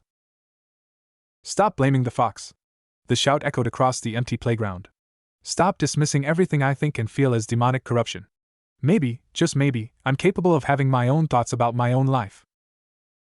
Jiraiya held up his hands in a placating gesture. I'm not trying to dismiss your feelings. I'm trying to help you understand that the Nine Tails. The Nine Tails is the only thing in this village that acknowledges my feelings exist, Naruto said. It doesn't tell me how I should feel about being treated like a weapon. It doesn't explain why I should be grateful for scraps of acceptance. It doesn't promise me that things will get better if I just keep being the perfect little soldier. And what does it tell you instead? The question hung between them like a challenge. Naruto was quiet for a long moment, and when he spoke, his voice was soft enough that Jiraiya had to strain to hear it. It tells me the truth. That I've spent my entire life trying to earn something that was never going to be given freely. That I've been fighting for people who see me as a tool rather than a person. That maybe it's time to stop caring more about their approval than they care about my well-being. Wise words, Kit. You are learning to see clearly at last. Jiraiya felt something cold settle in his stomach. This wasn't just teenage rebellion or temporary disillusionment. This was his student beginning to question the fundamental assumptions that kept him loyal to Konoha, that kept him fighting for others rather than himself. The village made mistakes, he said carefully. But that doesn't mean. It means exactly what it means, Naruto interrupted. And what it means is that maybe I should stop making their problems my problems. Maybe I should start thinking about what I want instead of what they need. And what do you want? It should have been a simple question. But as Naruto stood there in the gathering darkness, surrounded by the ghosts of his lonely childhood, he realized he couldn't answer it. He'd spent so many years focused on gaining acceptance, proving his worth, earning his place in the village that he never stopped to consider what he actually wanted from his life. All he knew for certain was that it wasn't this. It wasn't being the perfect weapon, the prophetic savior, the loyal ninja who bled for people who would never truly accept him. It wasn't carrying everyone else's burdens while being denied the simple human connections that made those burdens bearable. I don't know, he said finally. But I know it's not what I have now. The first step toward freedom, Kit. Admitting that your current path leads nowhere you want to go. Jiraiya saw the danger in that admission, saw the way his student was pulling back from everything that had once motivated him. But instead of addressing the underlying pain, instead of acknowledging the legitimate grievances that were driving Naruto toward isolation, he did what shinobi were trained to do, he focused on containing the threat. We need to work on your seal, he said. Strengthen the barriers between you and the Nine Tails. If it's influencing your thoughts to this degree. It's not influencing my thoughts, Naruto said tiredly. It's just the only thing willing to validate them. Naruto, listen to me. The prophecy. The prophecy can go to hell. The words were said quietly, without heat, but they hit Jiraiya like a physical blow. I'm not anyone's chosen child. I'm not anyone's weapon. I'm not anyone's savior. I'm just Naruto, and maybe that should be enough. He turned and began walking away from the playground, leaving Jiraiya standing alone among the empty swings. Where are you going? Jiraiya called after him. Home, Naruto replied without turning around. To think about things. As his student disappeared into the maze of Konoha's streets, Jiraiya remained standing in the gathering darkness, a growing certainty settling in his chest like a weight. He was losing him. The boy who had once embodied hope and determination and unshakable faith in the power of bonds was walking away, and Jiraiya had no idea how to bring him back. Worse, he was beginning to suspect that his own approach, focusing on power and prophecy and greater purpose while ignoring the basic human needs that drove everything else, had played a role in pushing Naruto away in the first place. First consideration of leaving, the report would later say. Subject displaying increasing alienation from support structures and mentor figures. Emotional bonds weakening rapidly. Recommend immediate intervention. But by the time that report was written, it would already be too late. In his small apartment, Naruto sat on his bed and stared at the ceiling, Jiraiya's words echoing in his mind. The child of prophecy. Chosen for greatness or destruction. Another burden, another expectation, another reason why his life belonged to other people rather than himself. For the first time since returning to Konoha, he seriously considered what it would be like to simply leave. To walk away from the village, the expectations, the prophecies, and all the people who saw him as anything other than just Naruto. The thought should have terrified him. Instead, it felt like the first honest idea he'd had in years. Yes, Kit. Let that thought grow. Let it take root. There is a whole world beyond these walls, beyond their narrow vision of what you should be. Perhaps it's time you explored it. For once, Naruto didn't argue with the fox's suggestion. The training ground where Team 7 had once learned to work together felt like a graveyard. Naruto arrived exactly on time for what Kakashi had optimistically called a team meeting, though everyone knew it was really an intervention disguised as training. The copy ninja had been making increasingly desperate attempts to restore some semblance of their old dynamic, sending messages to both surviving members of Team 7 with requests that felt more like pleas. Sakura was already there, standing near the memorial stone with her arms crossed and her pink hair catching the morning light. She looked up when Naruto approached, and the expression on her face made his steps falter. Where there had once been warmth, concern, even the familiar exasperation of dealing with his antics, there was now something cold and accusatory that made his chest tight. You're late, she said, though he wasn't. I'm exactly on time, Naruto replied, settling into a defensive posture without thinking about it. Are you? Because it feels like you've been late for everything that mattered for months now. The words hit like a slap, precise and designed to wound. This wasn't the Sakura who used to scold him for being loud or punch him for saying something stupid. This was someone else wearing her face, someone harder, angrier, looking for someone to blame for a loss that was eating her alive. Listen to the venom in her voice, Kit. This is the same girl you once claimed to love, now speaking to you as if you were the enemy. Kakashi arrived a few minutes later, his usual tardiness somehow making the tension in the air even thicker. He took one look at the way Naruto and Sakura were positioned, carefully maintaining distance, avoiding eye contact, radiating hostility, and Naruto saw something die in his visible eye. Right, Kakashi said with forced cheer. I thought we could do some basic coordination exercises. Nothing too strenuous, just... Why? Sakura's voice cut through his attempt at normalcy like a blade. What's the point of coordination exercises when we're not actually a team anymore? We are a team, Kakashi insisted. We've always been a team, even when one of us abandons the village to join a psychopathic snake? Sakura's green eyes flashed as she turned to stare directly at Naruto. Even when another one fails so completely to stop him that we have to accept he's never coming back?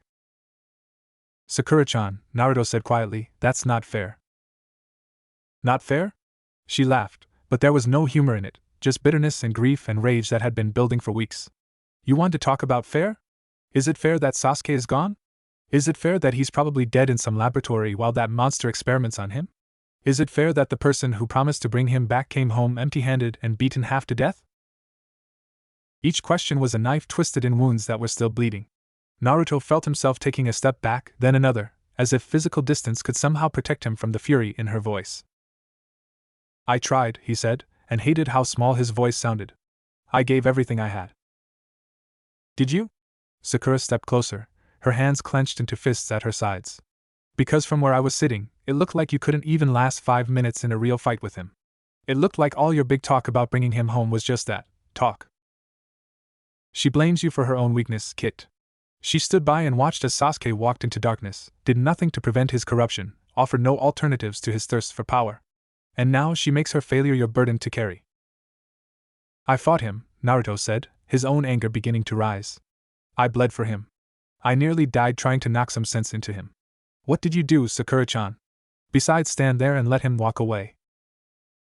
The slap came fast and hard, rocking his head to the side and leaving his cheek stinging. But it was the look in Sakura's eyes that really hurt, pure hatred, as if he were personally responsible for every bad thing that had happened to Team 7. Enough. Kakashi stepped between them, his voice carrying the authority of command.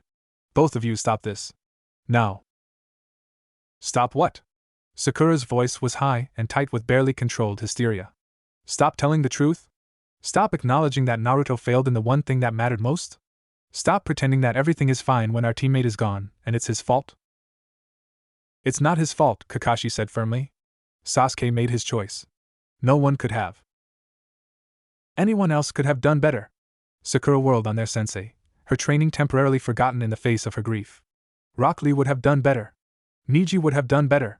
Hell, even Kiba would have done better because at least he wouldn't have held back. Held back? Naruto's voice was dangerous now, the kind of quiet that preceded storms. You think I held back? I think you were more worried about not hurting your precious Sasuke than you were about actually stopping him, Sakura shot back. I think you cared more about maintaining your stupid rivalry than about bringing him home to the people who actually loved him. Do you hear her, Kit? She speaks of love while showering you with hatred. She speaks of failure while having contributed nothing to the solution herself. This is how they repay loyalty, with blame and accusation and demands that you bear the weight of their inadequacy. You want to know why I held back? Naruto's voice was rising now, his control slipping as weeks of suppressed pain and anger finally found a target. Because I still believed he was worth saving. Because I still thought there was good in him. Because I was stupid enough to think that bonds meant something. Bonds? Sakura laughed bitterly. What bonds? The bonds that let him put a Chidori through your chest? The bonds that made him choose power over friendship? The bonds that meant so little to him that he walked away without a second thought? The bonds that made me fight for him even when he was trying to kill me? Naruto shouted. The bonds that made me bleed and suffer and nearly die because I thought he was worth it. The bonds that apparently meant more to me than they did to anyone else on this team. If they meant so much to you, then why is he gone? Sakura's voice dropped to a whisper that somehow carried more impact than any scream. If you cared so much, if you tried so hard, if you gave everything you had, then why are we standing here without him? The question hung in the air like a curse, unanswerable and devastating. Because the horrible truth was that Naruto didn't know. He'd replayed that fight at the Valley of the End 1,000 times, analyzing every moment, every choice, every word spoken between them. And he still couldn't identify the crucial moment where everything went wrong, the key decision that might have changed the outcome.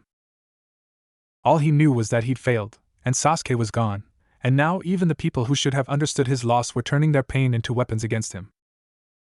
That's enough, Kakashi said again, but his voice lacked conviction now. Even he seemed shaken by the venom in Sakura's words, the complete breakdown of anything resembling team cohesion.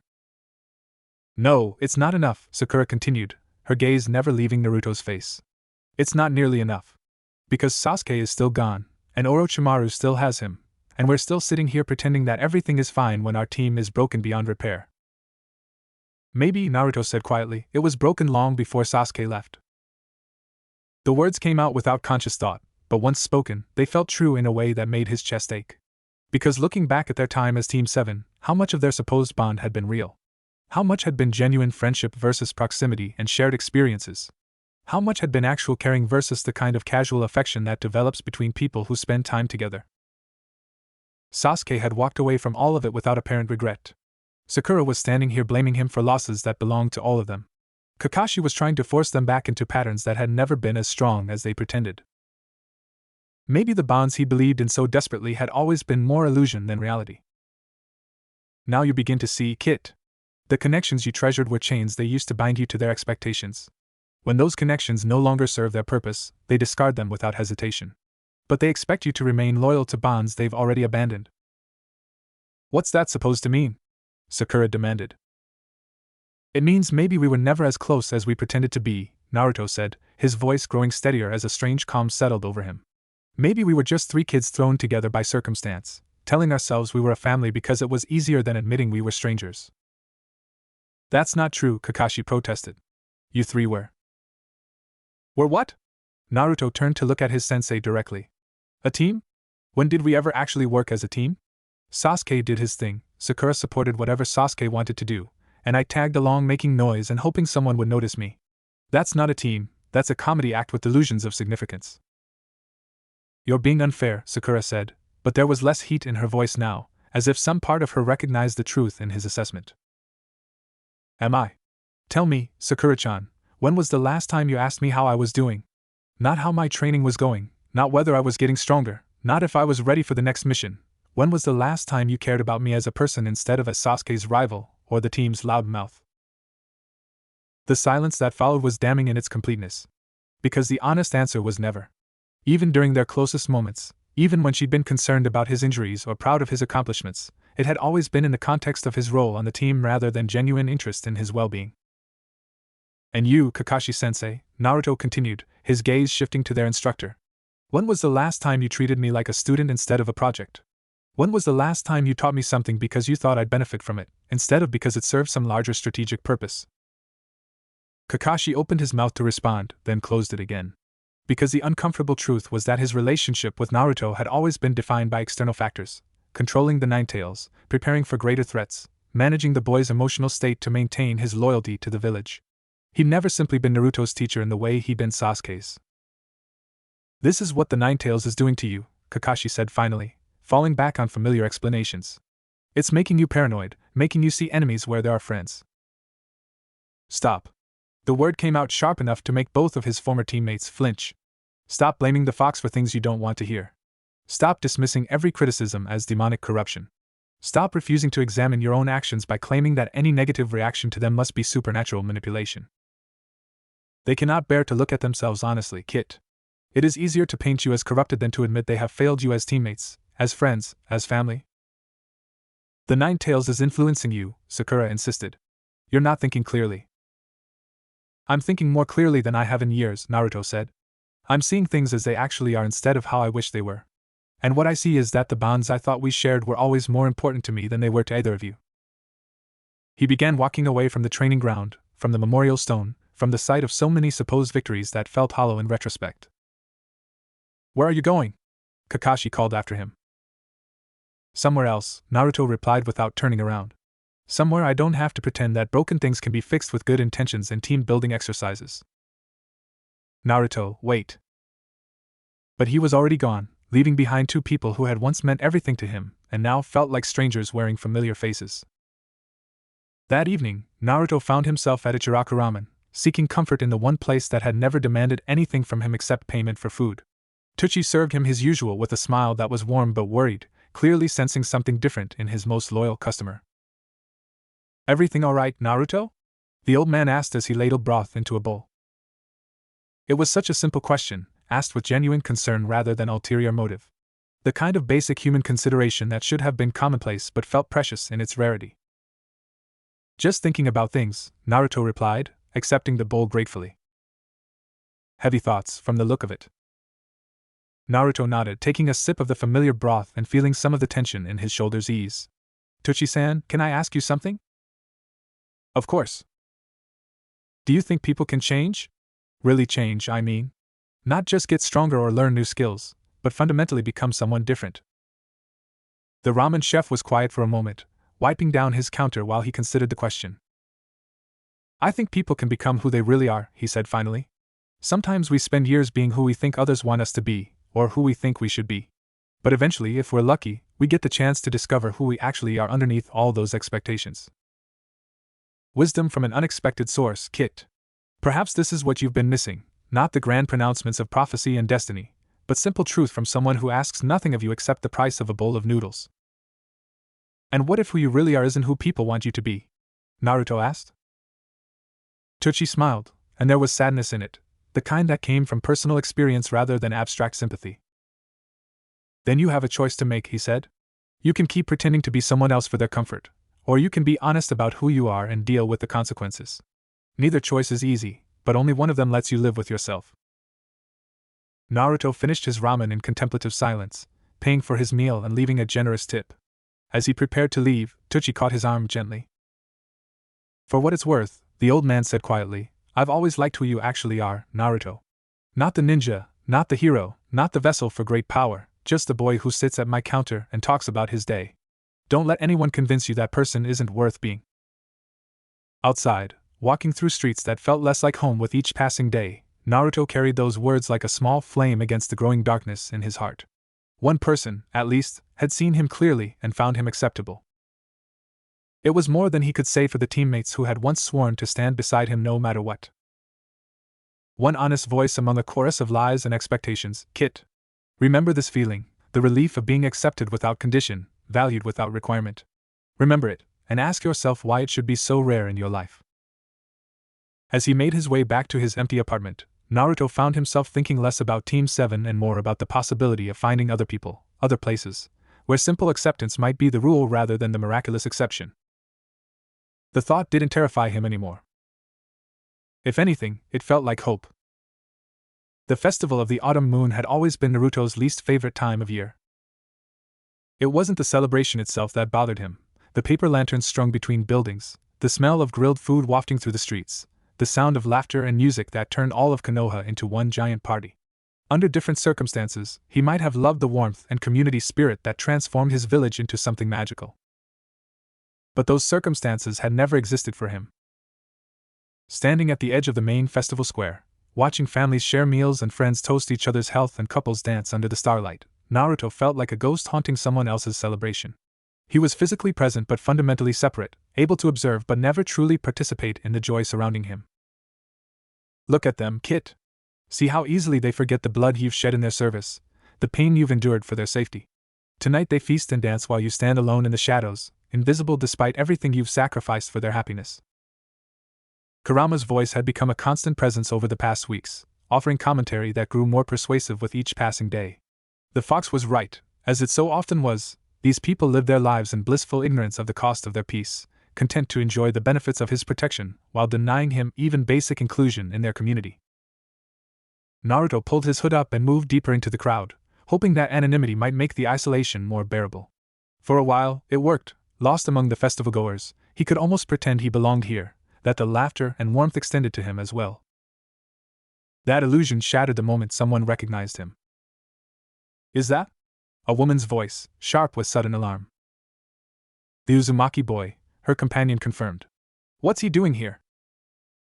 The whispers spread like ripples in a pond, and suddenly there was space around him that hadn't existed moments before. Not obvious enough to be called outright exclusion, but unmistakable in its intent, a bubble of discomfort that marked him as unwelcome in his own village's celebration. He tried to ignore it, tried to focus on the performances and food stalls and traditional games. But everywhere he went, conversations died when he approached and resumed in hushed tones after he passed. Children who had been playing loudly fell silent when their parents noticed his presence. Merchants who had been calling out their wares suddenly found reasons to look elsewhere. They tolerate your presence because they must, but they will never truly accept you. You are the reminder of their own vulnerability, the living proof that their peace rests on foundations they'd rather not examine. Near the center of the square, a group of older villagers had gathered around a makeshift shrine, offering prayers for the continued prosperity and safety of Konoha. Naruto found himself drifting toward them, drawn by some masochistic impulse to hear what blessings they asked for their village. Protect us from those who would harm our children, keep the demons at bay, grant us peace in these troubled times. Standard prayers, the kind offered at every festival. But as he drew closer, the conversation shifted from formal supplication to more casual discussion. Hard to believe it's been 2 months since the Uchiha boy left, one of them was saying. Tragic loss, another agreed. Such potential, wasted on revenge. The village isn't the same without him. He could have been one of our greatest protectors. Instead, we're left with the speaker's voice dropped to a whisper, but Naruto's enhanced hearing caught every word. Well, let's just say the quality of our remaining young ninja leaves something to be desired. Listen carefully, Kit. Hear how they speak of the one who abandoned them versus the one who has never wavered in his loyalty. Don't say that too loudly, someone else cautioned. You know how sensitive the Hokage is about certain topics. Sensitive or not, it's the truth. The Uchiha was clan nobility, a prodigy who could have restored his bloodline and strengthened the village immeasurably. Instead, we're stuck with another meaningful pause. Less desirable alternatives. Naruto's hands clenched into fists at his sides, but he remained hidden in the shadows, morbidly compelled to hear more. The mission to retrieve him was a disaster, continued the first speaker. Good ninja injured, resources wasted, and for what? So that boy could prove he's as useless as we always suspected? Should never have sent him in the first place. Everyone knows he's more liability than asset. The demon's influence, most likely. Probably sabotaged the mission deliberately, couldn't stand the thought of the village getting its precious Uchiha back. The words hit like physical blows, each one more devastating than the last. These people, his people, the ones he'd sworn to protect, genuinely believed he had deliberately failed to save Sasuke. They thought his inability to bring back his teammate was born of malice rather than inadequacy. Do you hear them, Kit? This is what they truly think of you. Not just incompetence, but active sabotage. Not just failure, but betrayal. They would rather believe you evil than admit that their golden Uchiha chose darkness willingly. Honestly, one of the villagers continued, the village might be better off if positions were reversed. If the demon container had been the one to leave, we'd still have the Uchiha's abilities without the constant threat of other problems. Don't speak like that, someone protested weakly. The boy has served the village faithfully. Has he? Or has he simply been following orders because he had no choice? Mark my words, the moment he decides his leash is too tight, we'll see his true nature. And it won't be pretty. At least the Uchiha's betrayal was honest. Clean. He wanted power and went where he could find it. But that one, the speaker gestured vaguely in Naruto's direction, though they couldn't see him in the shadows. That one pretends loyalty while carrying the seed of our destruction. I'd rather face an honest enemy than a false friend. Shoo, lower your voices. Why? It's not like anyone disagrees. Half the village thinks the same thing, we just can't say it openly. Sometimes I wonder if we wouldn't have been better off if he died in that fight at the valley. Then at least we'd only have one problem to worry about instead of two. The conversation continued, but Naruto could no longer process the words. The blood rushing in his ears drowned out everything else except the pounding of his own heartbeat, and the voice that had become his most constant companion. They wish you were dead, Kit. Not imprisoned, not exiled, not controlled, dead. They would rather mourn the loss of their demon container than live with the inconvenience of your humanity. This is what your loyalty has earned you. This is what your sacrifice has purchased. He turned and walked away from the square, away from the celebration, away from the people whose prayers included his death as a reasonable solution to their problems. His feet carried him through empty side streets while his mind struggled to process what he'd heard.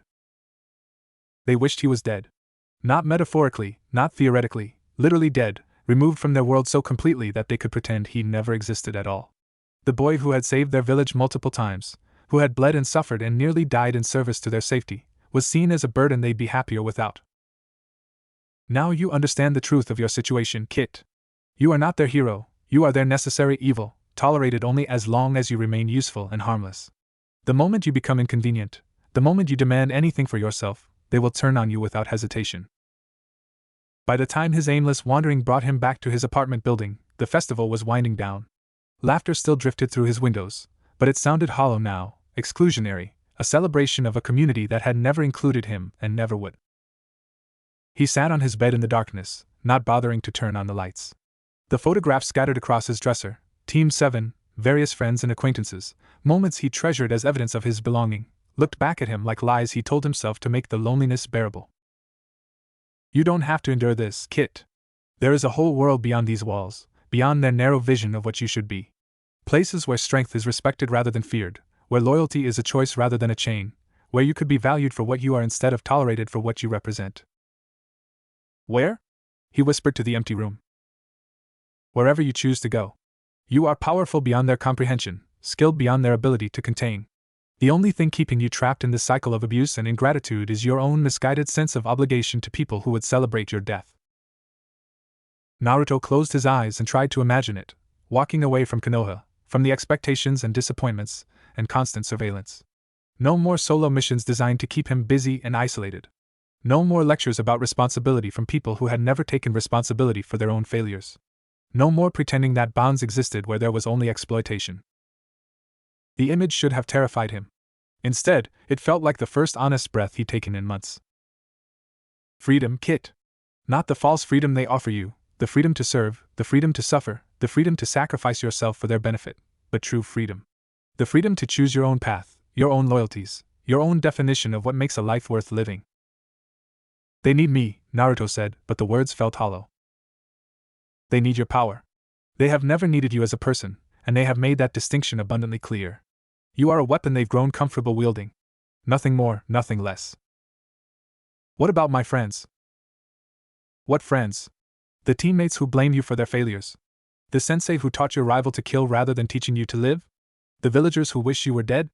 Or perhaps you mean the few individuals who tolerate your presence without actively despising it? Is that really friendship, Kit? Is tolerance enough to base a life upon? Every question was a scalpel cutting away illusions he'd clung to for years. Because when he examined his relationships honestly, when he looked past his desperate need to belong and see the actual evidence of how people treated him, the list of genuine connections was depressingly short. Tucci at the ramen stand, who treated him with simple kindness. Irika, who cared but was too afraid of the village's judgment to offer more than distant support. Maybe a handful of others who didn't actively hate him but had never gone out of their way to include him either. Set against that meager collection of lukewarm acceptance was an entire village that saw him as a necessary evil at best and an active threat at worst. You have given them everything: your loyalty, your service, your blood, your pain, your childhood, your adolescence, your dreams of belonging. And what have they given you in return? Suspicion, isolation, conditional tolerance, and prayers for your death. How long will you continue this one-sided relationship, Kit? How much more of yourself are you willing to sacrifice for people who would not mourn your loss? Dawn was breaking outside his windows, painting everything in shades of gold and orange that should have been beautiful but felt like mockery. Another day in paradise, another 24 hours of pretending that his life here was something other than elaborately disguised imprisonment. He looked around his small apartment, at the mission reports stacked on his desk, the training weights gathered in the corner, the photographs of people who had never really seen him as anything more than a useful tool. This was what his loyalty had bought him: a cage decorated to look like a home, a community that tolerated his presence while dreaming of his absence. You could walk away, Kit. Right now, this moment. Pack what matters and leave behind what doesn't. There are other places in this world, other possibilities you've never been allowed to explore.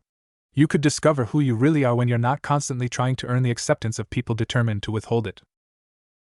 For the first time in his life, the idea didn't feel like betrayal or abandonment or failure. It felt like self-preservation. Like choosing life over slow death, dignity over degradation, honest solitude over false community. Naruto stood and walked to his dresser, pulling out a backpack and beginning to pack. Essential supplies, favorite clothes, a few personal items that couldn't be replaced. He left the photographs where they were, let someone else deal with the evidence of connections that had never been as strong as he'd pretended. At the bottom of his backpack, he placed the single most precious thing he owned, the small photograph of the fourth Hokage that he'd discovered years ago. Not because Minato represented Konoha or duty or sacrifice, but because he was the only person who had ever looked at Naruto with unconditional love, even if that love had lasted only moments after his birth. He sealed the bag and slung it over his shoulders, taking one last look around the apartment that had been his prison and his sanctuary for so many years. On his desk, he left a single piece of paper with a message written in his careful handwriting. I've gone to find someplace where being myself is enough. Don't look for me. I won't be coming back. Naruto. Simple, direct, final. No explanations or justifications that they wouldn't understand anyway. Just the truth, stated plainly for anyone who cared to read it. The sun was fully up by the time he reached the village gates, the morning shift of guards just taking their positions. They knew him by sight, of course, but solo missions weren't uncommon, and he'd been taking them regularly for weeks. Morning, Naruto, one of them called. Early start today? Something like that, he replied, not bothering to lie about his destination. They waved him through without question, focused on the paperwork and routine of changing shifts. Within minutes, he was beyond the walls of Konoha, walking down a road that led away from everything he'd ever known. He didn't look back. Freedom, Kit. How does it feel? Naruto considered the question as he walked, feeling the morning sun on his face and the weight of possibility in his chest. Behind him lay a village that had never truly wanted him, people who had never truly accepted him, a life defined by other people's expectations and limitations. Ahead lay uncertainty, danger, and the terrifying prospect of discovering who he really was when stripped of all the roles and responsibilities that had been imposed upon him. "It feels," he said quietly, "like the first honest choice I've ever made. The first of many, I hope. The world is vast, Kit, and there are places in it where strength is valued over sentiment, where loyalty is earned rather than extracted, where you could find the belonging that has been denied you here." As the sun climbed higher and Konoha disappeared behind him, Naruto walked toward an unknown future with something he hadn't felt in years: hope. Not the desperate, clinging hope of eventual acceptance from people determined to withhold it, but the clean, honest hope of finding something better.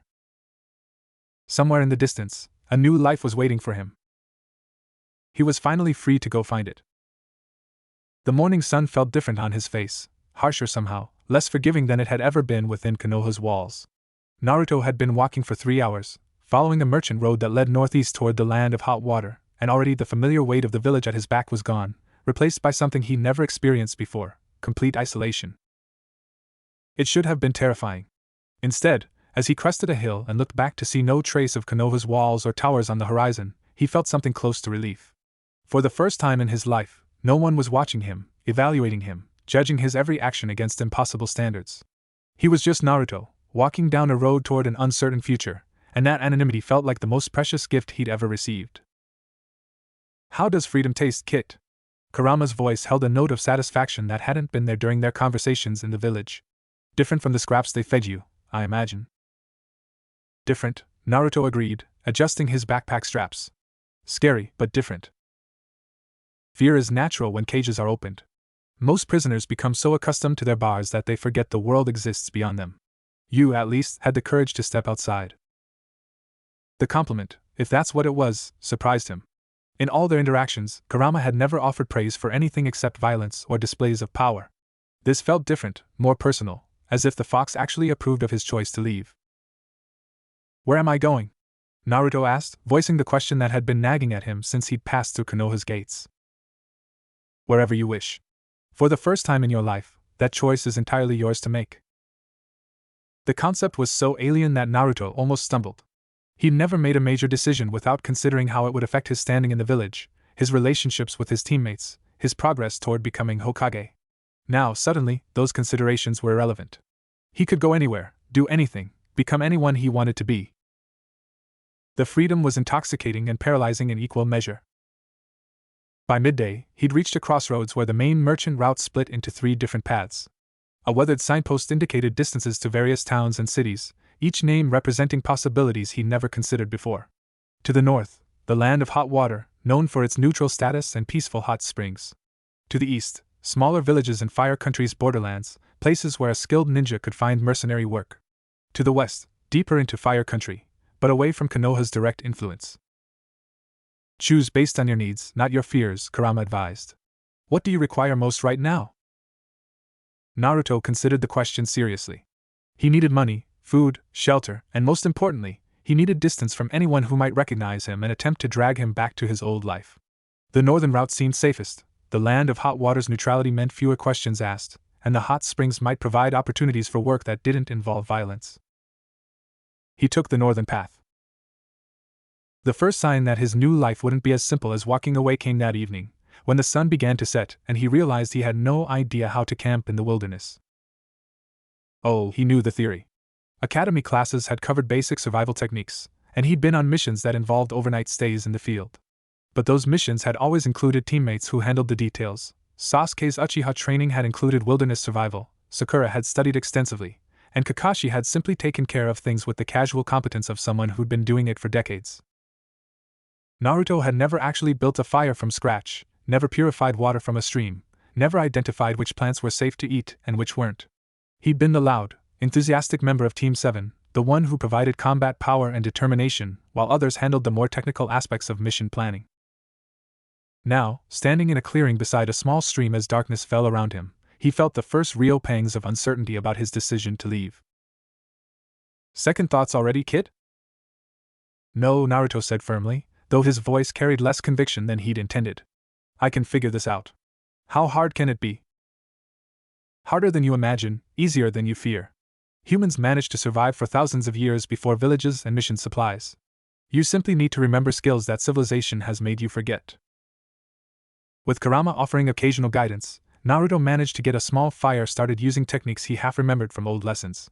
The flames cast dancing shadows across the trees around his makeshift camp, creating a pocket of warmth and light that pushed back the darkness but couldn't quite banish his growing hunger. He brought some travel rations from his apartment, but they wouldn't last more than a few days. If he was going to survive on his own, he needed to learn to find food in the wilderness. The stream provided clean water once he purified it with a basic jutsu, but sustenance was a more complex problem. There were berries growing on bushes near the water's edge, dark purple clusters that looked appetizing in the firelight. Naruto had eaten berries before during missions, though usually someone else had identified them as safe first. These looked similar to ones he remembered, and his empty stomach was making the decision feel urgent. Careful, Kit. Not all that appears nourishing will sustain you. They look like the ones we ate during the mission to Wave Country, Naruto said, reaching for a cluster. Do they? Look more closely. Naruto paused, studying the berries more carefully. They were the right color, the right size, growing in the right kind of cluster. But something about them felt wrong in a way he couldn't articulate, a subtle difference in the way the light reflected off their surface, maybe, or the particular shade of their darkness. Trust your instincts, Kit. What does your body tell you about those berries? When Naruto really focused, setting aside his hunger and his desire for a simple solution, he could sense something off about the plant. Not obviously dangerous, but not quite right either. The feeling was subtle, like a whisper at the edge of consciousness, but unmistakably present. He pulled his hand back. Wise choice. Those berries would not have killed you, but they would have made you very sick for several days. Your instincts are better than you realize, you simply need to learn to listen to them. How do you know what they are? Naruto asked. I have been sealed within Jinchuriki for decades, Kit. I have felt their experiences, their hungers, their struggles to survive. Knowledge accumulates over time, and I share what I have learned with those who prove worthy of it. The idea that Kurama was offering him knowledge earned through the experiences of previous hosts was both fascinating and disturbing. How many others had the fox guided through moments of survival and desperation? What happened to them? Naruto asked quietly. The other Jinchuriki you've known? They died, Kurama replied matter-of-factly. Some in battle, some from the strain of containing my power, some from the isolation and hatred that comes with being a demon container. All of them died younger than they should have, worn down by burdens they never chose to carry. Is that what's going to happen to me? That depends entirely on the choices you make from this point forward. Unlike them, you have recognized the futility of seeking acceptance from those determined to withhold it. Unlike them, you have chosen to walk away from the systems that would consume you. Your fate is not sealed, Kit, it is yours to determine. Naruto stared into the fire, watching the flames dance and shift as he processed Kurama's words. The fox was offering him something no one else ever had, complete agency over his own destiny. Not the false choice of becoming Hokage or failing his dreams, not the narrow path of village service with its endless requirements and restrictions, but genuine freedom to decide what kind of person he wanted to become. It was the most terrifying and liberating realization of his life. He slept fitfully that first night, and used to the sounds of the forest and the vulnerability of having no walls around him. Every snap of a twig, every rustle of leaves, every distant animal call brought him partially awake, hand reaching instinctively for weapons that were never quite where he expected them to be. When dawn finally came, he was exhausted and disoriented, his body aching from sleeping on the ground and his mind fogged with the residue of uneasy dreams. The fire had died to cold ashes sometime during the night, leaving him shivering in the morning chill. Your first lesson in independence, Kit. Comfort is not guaranteed, it must be earned and maintained through constant vigilance. Naruto restarted the fire with numb fingers and heated water for tea, grateful for the small comforts that remained. As he sipped the hot liquid and felt warmth return to his body, he found himself thinking about his apartment in Konoha, the soft bed, the reliable heat, the easy access to hot food and clean water. He pushed those thoughts away. Comfort could be a cage as surely as any prison bar, and he'd chosen freedom over ease. The adjustment would be difficult, but it was necessary if he truly wanted to discover who he was beneath all the expectations and obligations that had shaped his life. After a breakfast of travel rations and stream water, he resumed his journey north. The road was less traveled here, winding through forests and hills that grew wilder with each passing mile. He saw other travelers occasionally, merchants with guards, lone wanderers like himself, the occasional patrol of ninja from villages he didn't recognize, but he avoided interaction, keeping to himself and drawing no attention. It was mid-afternoon when he made his first serious mistake. The berries grew beside a small pond where he'd stopped to refill his water bottles. They were different from the ones he'd almost eaten the night before, smaller, redder, growing in neat clusters that reminded him of ones he'd definitely eaten before during missions. His stomach had been growling for hours, his travel rations dwindling faster than expected, and these looked completely familiar. Kit Kurama's voice carried a note of warning, but Naruto was already reaching for the berries. "These are definitely safe," he said, popping several in his mouth before the fox could finish its objection. "I've had these exact ones before." The taste was wrong immediately, too bitter, with an acidic quality that made his mouth pucker and his throat burn. But he'd already swallowed, and within minutes he could feel something happening to his body that had nothing to do with normal digestion. His vision blurred first, the world around him becoming soft and indistinct as if he were looking through water. Then came the nausea, sudden and overwhelming, followed by a weakness in his limbs that made standing difficult. His heart began racing, pounding so hard he could hear it in his ears, and sweat broke out across his skin despite the cool afternoon air. "Fool boy!" Kurama's voice was sharp with alarm. "Those berries contain a potent neurotoxin. Your body is shutting down to protect vital organs." Naruto tried to respond but found he couldn't form words properly. His tongue felt thick and clumsy in his mouth, and his thoughts were becoming scattered and hard to hold onto. He stumbled toward the pond, thinking vaguely that water might help, but his legs gave out before he could reach it. The ground felt strangely soft when he hit it, though he knew intellectually that forest floor should be hard and uncomfortable. Everything was becoming distant, muffled, as if the world were moving away from him at tremendous speed. "Listen to me carefully, Kit. Your body cannot process this toxin on its own, you need my chakra to burn it out of your system. But using my power will change you, accelerate the bond between us. Are you willing to accept that consequence?" Through the fog of poison and approaching unconsciousness, Naruto tried to understand what Kurama was asking. Some distant part of his mind recognized that this was a crucial moment, a choice that would define their relationship going forward. But he was dying, and philosophical concern seemed less important than survival. "Yes," he thought, not sure if he'd spoken aloud or simply projected the word mentally. "Then hold on, Kit. This will be intense." The sensation was unlike anything Naruto had ever experienced. Kurama's chakra flooded through him like liquid fire, burning through his veins and searing away the poison with violent efficiency. But it didn't stop there. It poured into spaces in his body and mind that had always been his alone, claiming territory and establishing connections that felt permanent and profound.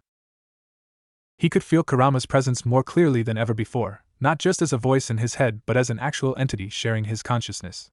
The fox's emotions, ancient rage, bitter amusement, growing affection, mixed with his own until he couldn't tell where one ended and the other began.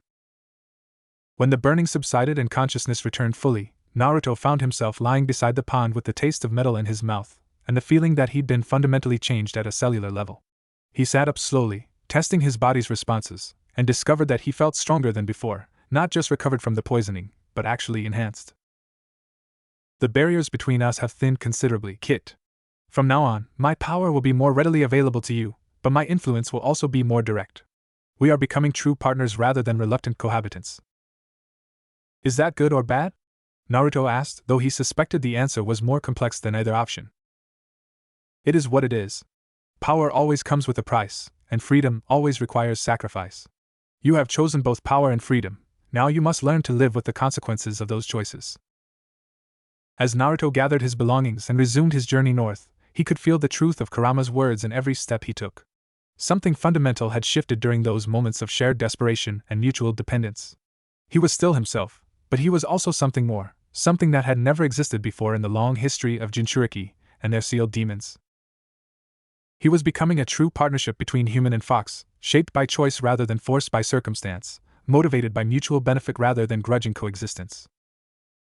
Behind him, in the shadows of the forest he'd left behind, figures observed his departure with interest that would have alarmed him if he'd been aware of their presence. In a cave hidden deep in the mountains of Rain Country, a figure with orange hair and ripple-pattern eyes received a report delivered by a raven that had traveled for days to reach its destination. "Subject has departed Konoha permanently," Pain read aloud to his gathered subordinates. "Displays increasing cooperation with Ninetail's entity. Psychological isolation complete. Physical capabilities enhanced beyond previous assessments. Recommend transition to active recruitment phase." He set the message aside and looked around the cavern at the assembled members of Akatsuki, their faces hidden in shadow but their attention focused entirely on his words. "The child of prophecy walks alone," he announced, "and power without purpose seeks direction. Perhaps it is time we offered him both." In the darkness, several figures nodded their understanding. The time for passive observation was ending.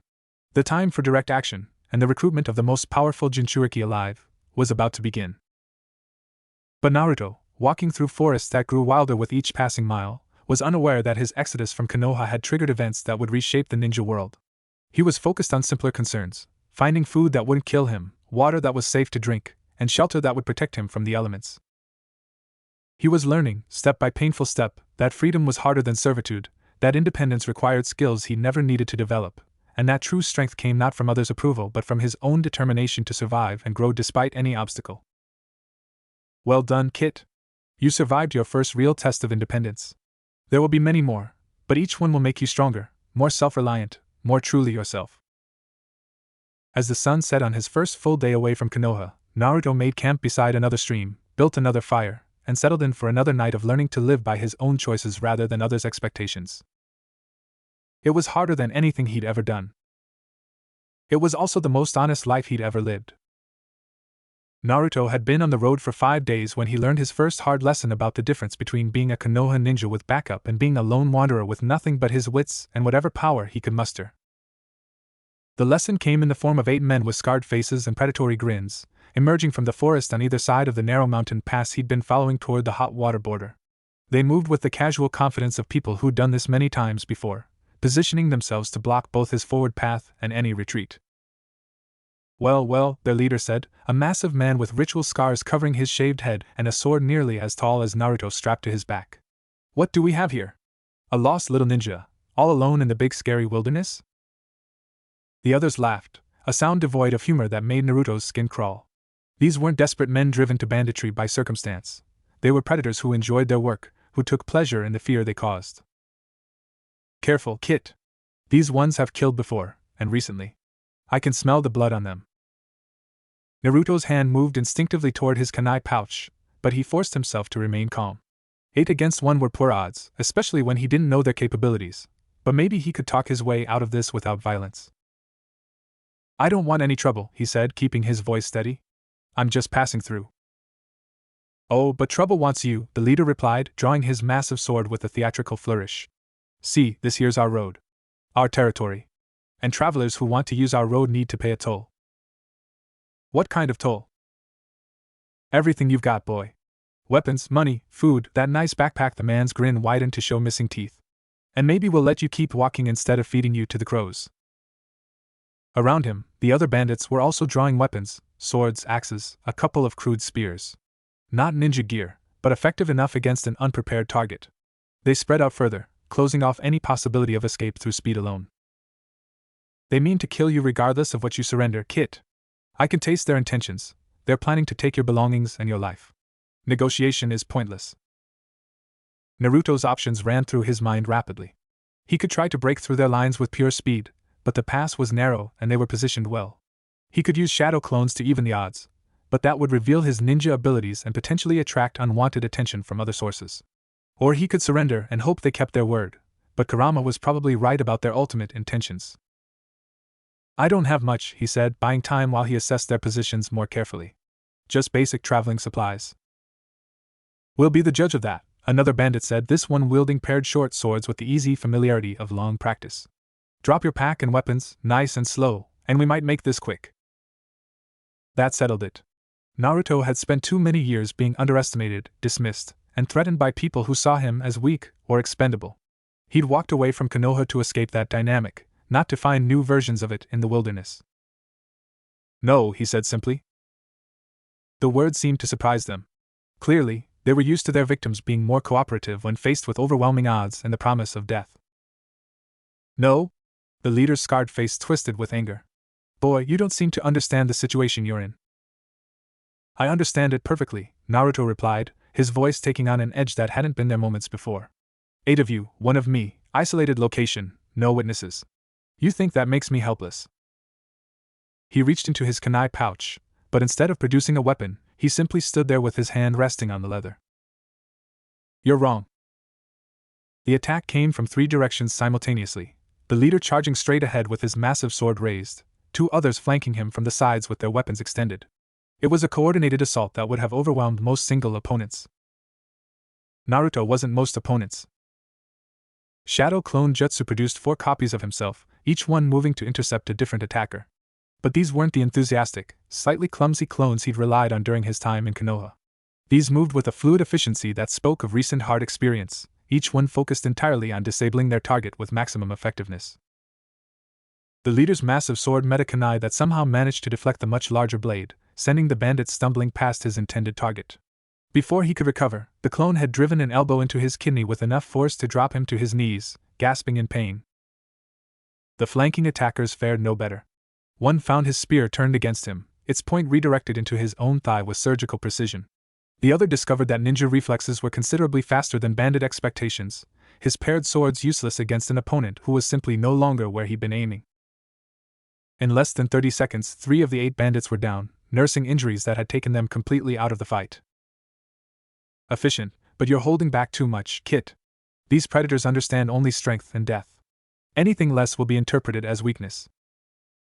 The remaining 5 bandits had regrouped, their casual confidence replaced by wary respect. They'd clearly expected to overwhelm a lone traveler with superior numbers and intimidation. Instead, they found themselves facing something that fought with skills they didn't recognize and tactics they couldn't counter. "What the hell are you?" one of them demanded. "Someone who's tired of being underestimated," Naruto replied. This time, they all attacked at once, abandoning coordination in favor of overwhelming aggression. 8 weapons, the 3 wounded bandits had rejoined the fight despite their injuries, came at him from every angle, a storm of steel that left no room for evasion or clever maneuvering. It should have been impossible to defend against. Instead, Naruto felt something shift inside him, a reservoir of power that had always been there but never quite this accessible. Kurama's chakra flooded through his system, not the painful burning sensation he remembered from past emergencies, but a smooth integration that enhanced every aspect of his physical capabilities. His speed increased beyond anything he'd achieved before. His strength multiplied until blocking a 2-handed sword strike felt like catching a thrown pebble. His awareness expanded to encompass every angle of attack, every shift in his opponent's positioning, every opportunity for counterattack. And most importantly, his inhibitions fell away like discarded clothing. The first bandit died when Naruto's kunai found the gap between his ribs and his heart, sliding between bones with the precision of a surgeon and the ruthlessness of an executioner. The second lost his head to a follow-up strike that moved faster than the human eye could track. The third had enough time to scream before Naruto's palm strike caved in his sternum, stopping his heart instantly. The remaining bandits tried to flee, their predatory confidence evaporating in the face of violence that exceeded their own by several orders of magnitude. But enhanced by Kurama's chakra and freed from Konoha's restrictions on lethal force, Naruto was faster than panic-driven retreat. They died in the forest where they planned to kill him, their blood soaking into soil that had probably absorbed the life of many previous victims. When it was over, Naruto stood alone in the pass, surrounded by 8 corpses and breathing hard from exertion that had been more psychological than physical. The borrowed chakra faded from his system, leaving him feeling oddly hollow and strangely satisfied. Now that Kit was efficiency. No wasted motion, no hesitation, no mercy for those who would have shown you none. This is what real strength looks like when freed from artificial constraints. "I killed them," Naruto said, though whether he was making an observation or a confession wasn't entirely clear. "You defended yourself against predators who meant to murder you for sport. There is a difference, though I realize the distinction may be difficult to process given your village's peculiar notions about the sanctity of enemy life."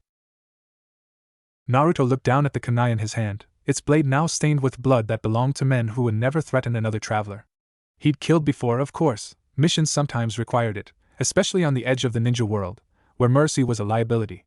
But those deaths had been in service to Konoha, justified by duty and necessity and the greater good.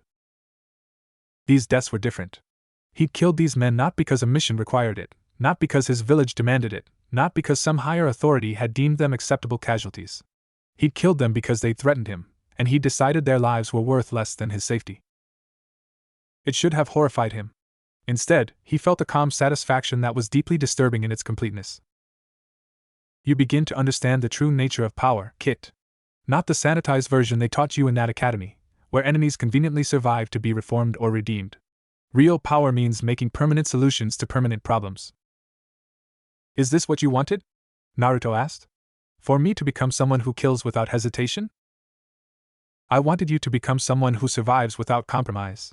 The willingness to kill when necessary is simply part of that evolution.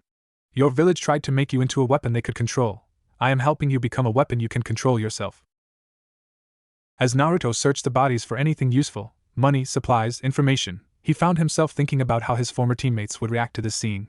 Sakura would be horrified at the casual efficiency of the deaths.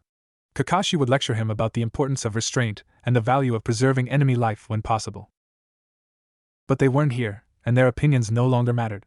What mattered was that he was alive, uninjured, and in possession of enough coin and supplies to make his journey significantly easier.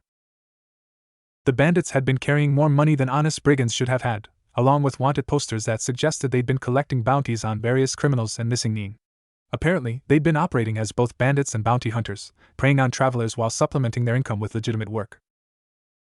It was an interesting business model, and one that gave Naruto ideas about his own future employment opportunities. Back in Konoha, the morning shift of ANBU operatives was conducting their routine security sweep when they discovered that the Ninetails Jinchuriki had been absent from his apartment for several days. The discovery triggered immediate emergency protocols.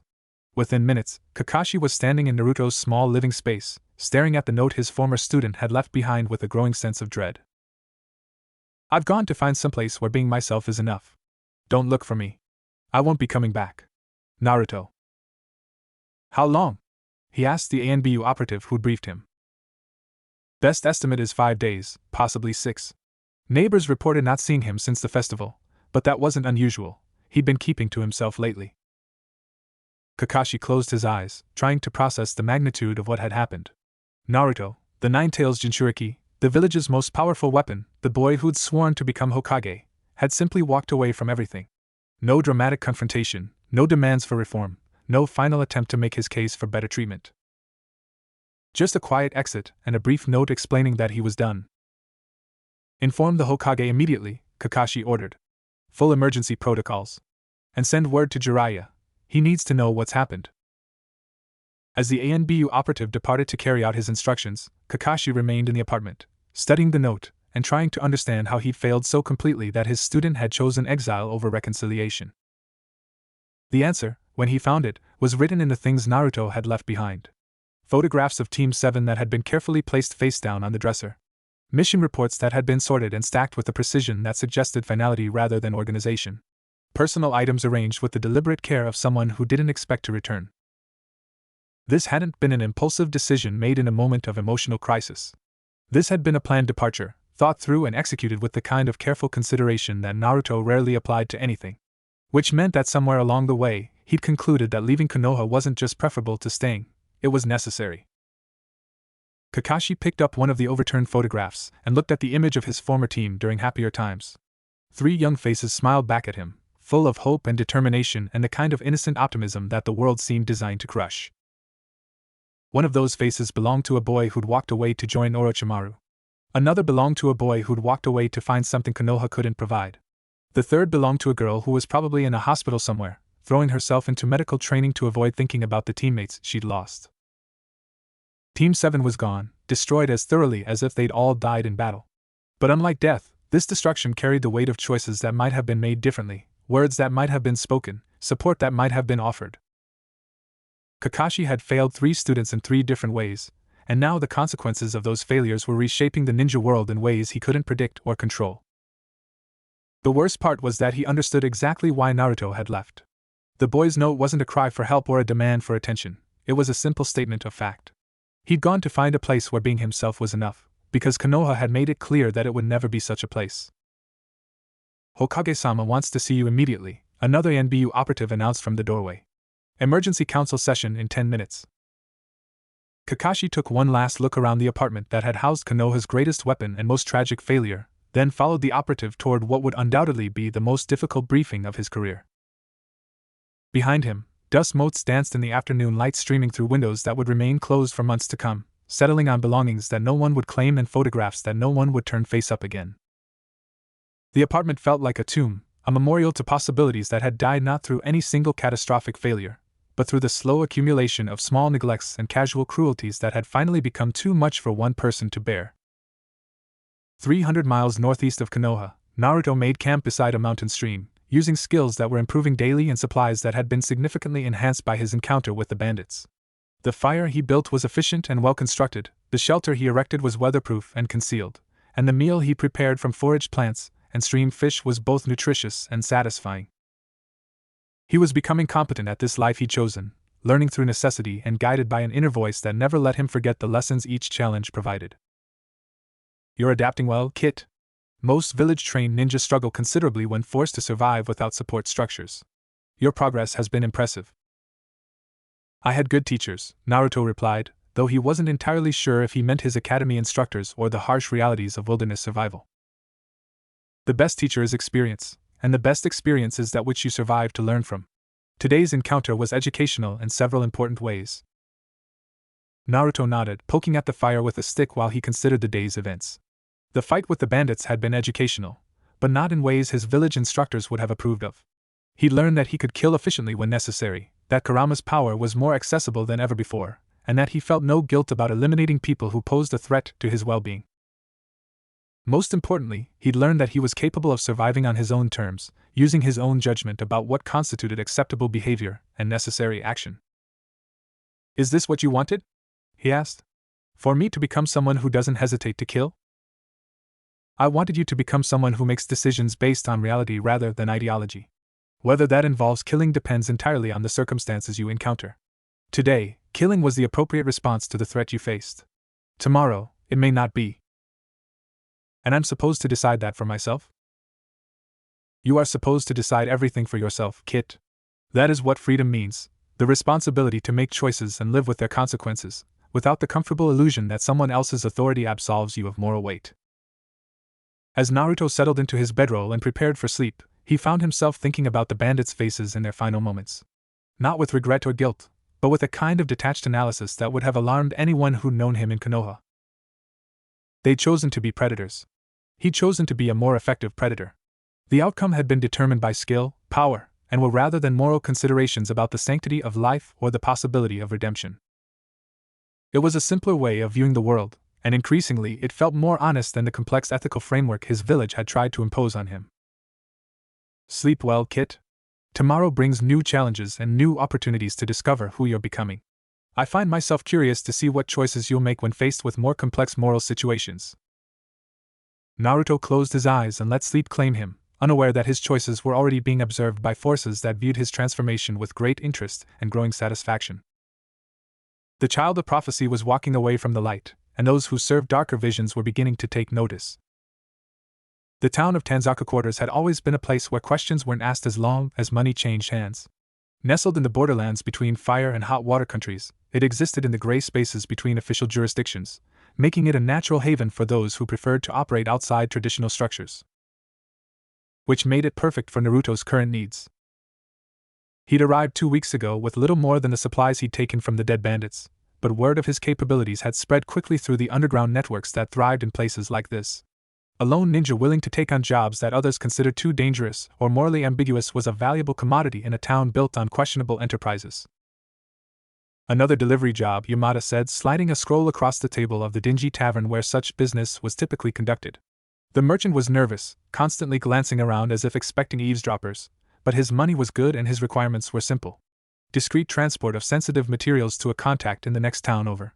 Standard rates, no questions asked on either side. Naruto examined the scroll briefly, not enough to read its contents, but enough to assess its size and weight. Whatever sensitive materials meant in this context, they were compact enough to be easily concealed and transported. What kind of sensitive? He asked, though he suspected he already knew. The kind that certain people would prefer to keep moving rather than have intercepted by customs officials or rival interests, Yamada replied with the careful euphemisms that dominated this type of conversation. Smuggling, in other words. Probably weapons, possibly information, conceivably drugs or other contraband. The specific nature of the cargo mattered less than the fact that someone was willing to pay well for its discreet transportation. Practical work, Kit. No grand ideals about protecting the innocent or serving the greater good, just straightforward application of your skills in exchange for material compensation. Much more honest than the missions your village assigned. Payment in advance? Naruto asked. Half now, half on delivery. Yamada produced a pouch of coins that felt substantial in Naruto's hand. The contact will have verification of the delivery before releasing final payment. It was more money than Naruto had ever seen for a single mission, certainly more than Konoha had ever paid him for far more dangerous assignments. The irony wasn't lost on him. Honest work had paid poorly while questionable work paid very well indeed. "I'll take it," he said, pocketing both the money and the scroll. "Excellent. One word of caution. There have been reports of increased ninja activity on the roads lately. Official patrols, bounty hunters, that sort of thing. Nothing you can't handle, I'm sure, but it's worth being aware of."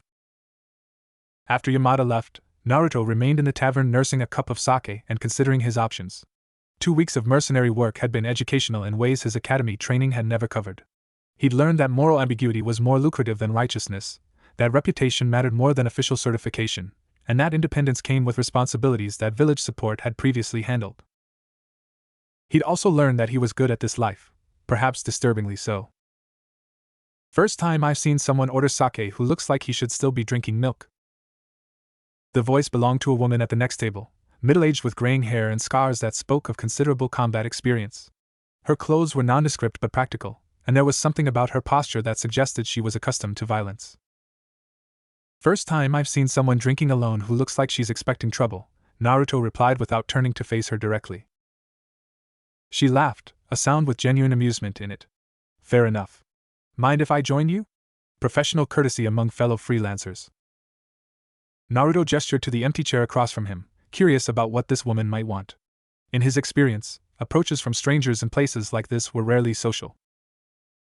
"Akiko," she said, settling into the chair with the fluid grace of someone who'd spent years fighting. "Former Hidden Stone, currently unaffiliated. I've been hearing interesting stories about a young blonde ninja who handles difficult jobs with impressive efficiency." "Stories can be unreliable," Naruto said carefully. "True. But money talks louder than stories, and the people who've hired you recently seem very satisfied with the results." Akiko studied him with the kind of assessment that came from long experience evaluating potential threats and allies. "You're newer to this life than most, but you're adapting faster than anyone expects."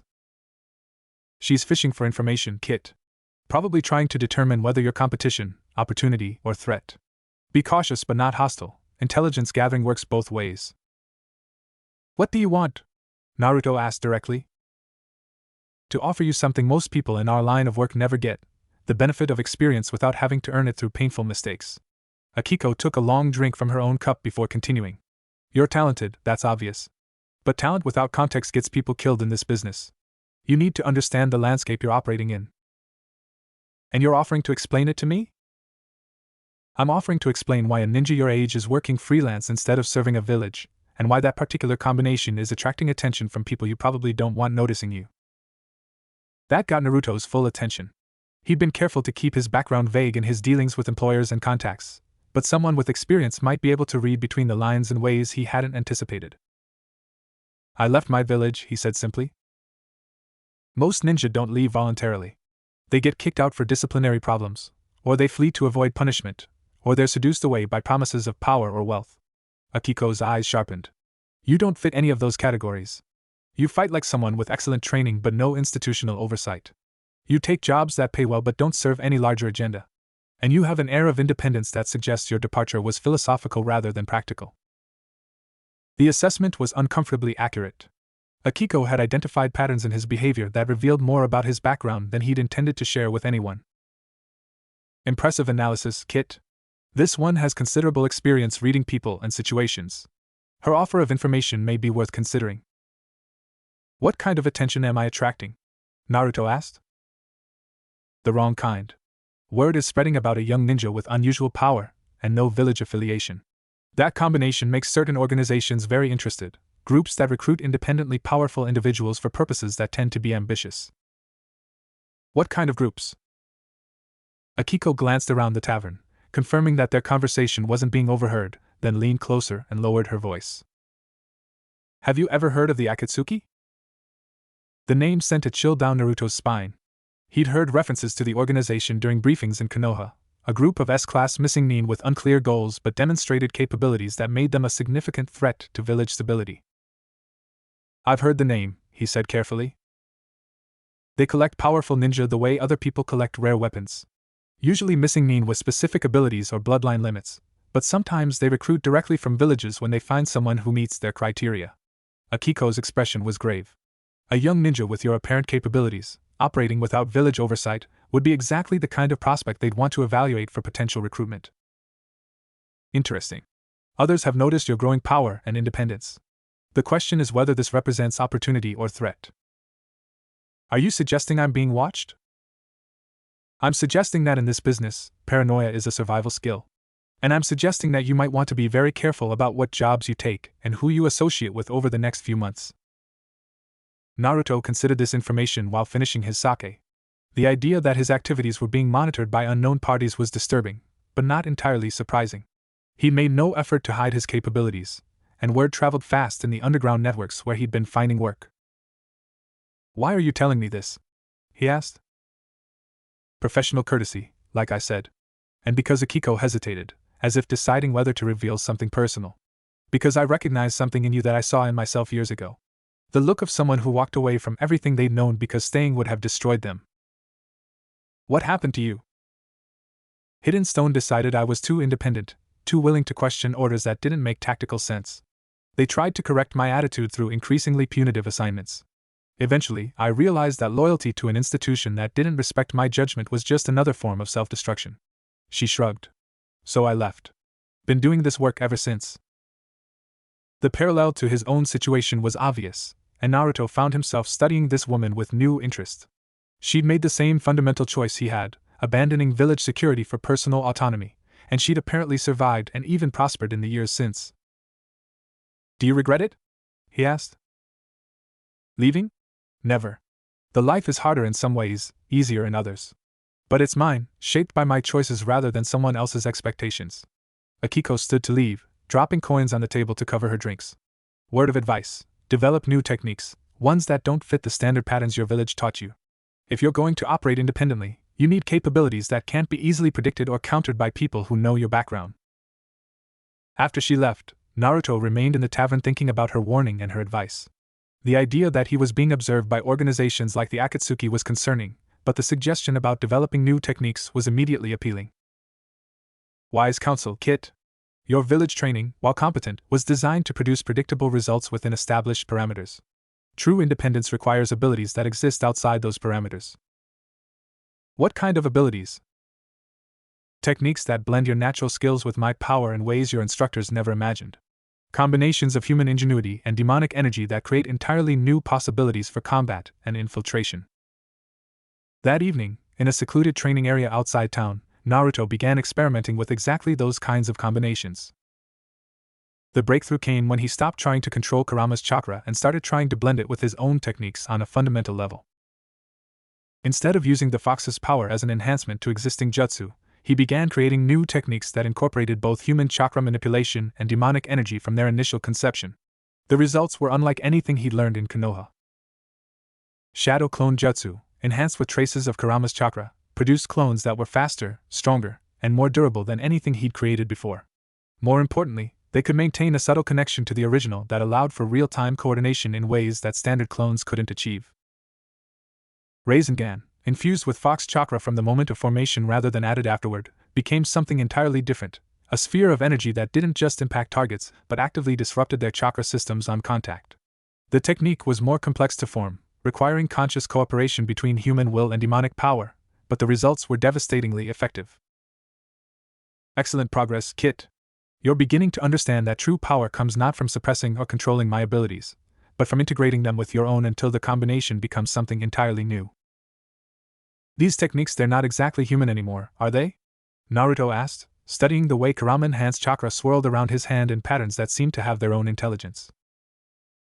They are something between human and demon, something that has never existed before in the history of either species. You are becoming something new, Kit, not human, not fox, but a synthesis of both that surpasses either individual component. The philosophical implications of that statement were staggering, but Naruto found himself less disturbed by the idea than he probably should have been. His humanity had been questioned, rejected, and conditionally accepted for so many years that the prospect of transcending it entirely felt almost liberating. If being purely human meant being trapped by the limitations and expectations that had defined his life in Konoha, then perhaps being something more than human was an acceptable trade-off. He was deep in his training, working on a technique that combined shadow clones with foxfire chakra, when he became aware that he was no longer alone in the clearing. The presence was subtle, expertly concealed, but Kurama's enhanced senses made hiding completely impossible. Someone was watching him from the tree line, observing his training with professional interest. "We are not alone, Kit. Someone has been observing your progress for some time." "How long?" Naruto asked without stopping his practice, not wanting to alert the observer that he'd been detected. "Approximately 20 minutes. They arrived shortly after you began experimenting with the foxfire technique. Professional surveillance, very skilled." Rather than confront the observer directly, Naruto decided to put on a demonstration worth watching. He created a dozen shadow clones, each one infused with enough fox chakra to make them visibly different from standard techniques, and began practicing combat formations that showcased both power and tactical sophistication. The observer remained hidden, but Naruto could sense their continued attention throughout the display. When he finally ended the training session an hour later, the presence faded back into the forest without revealing itself. "Impressive patience and professionalism, Kit. Whoever is watching you has considerable skill and specific interest in your capabilities.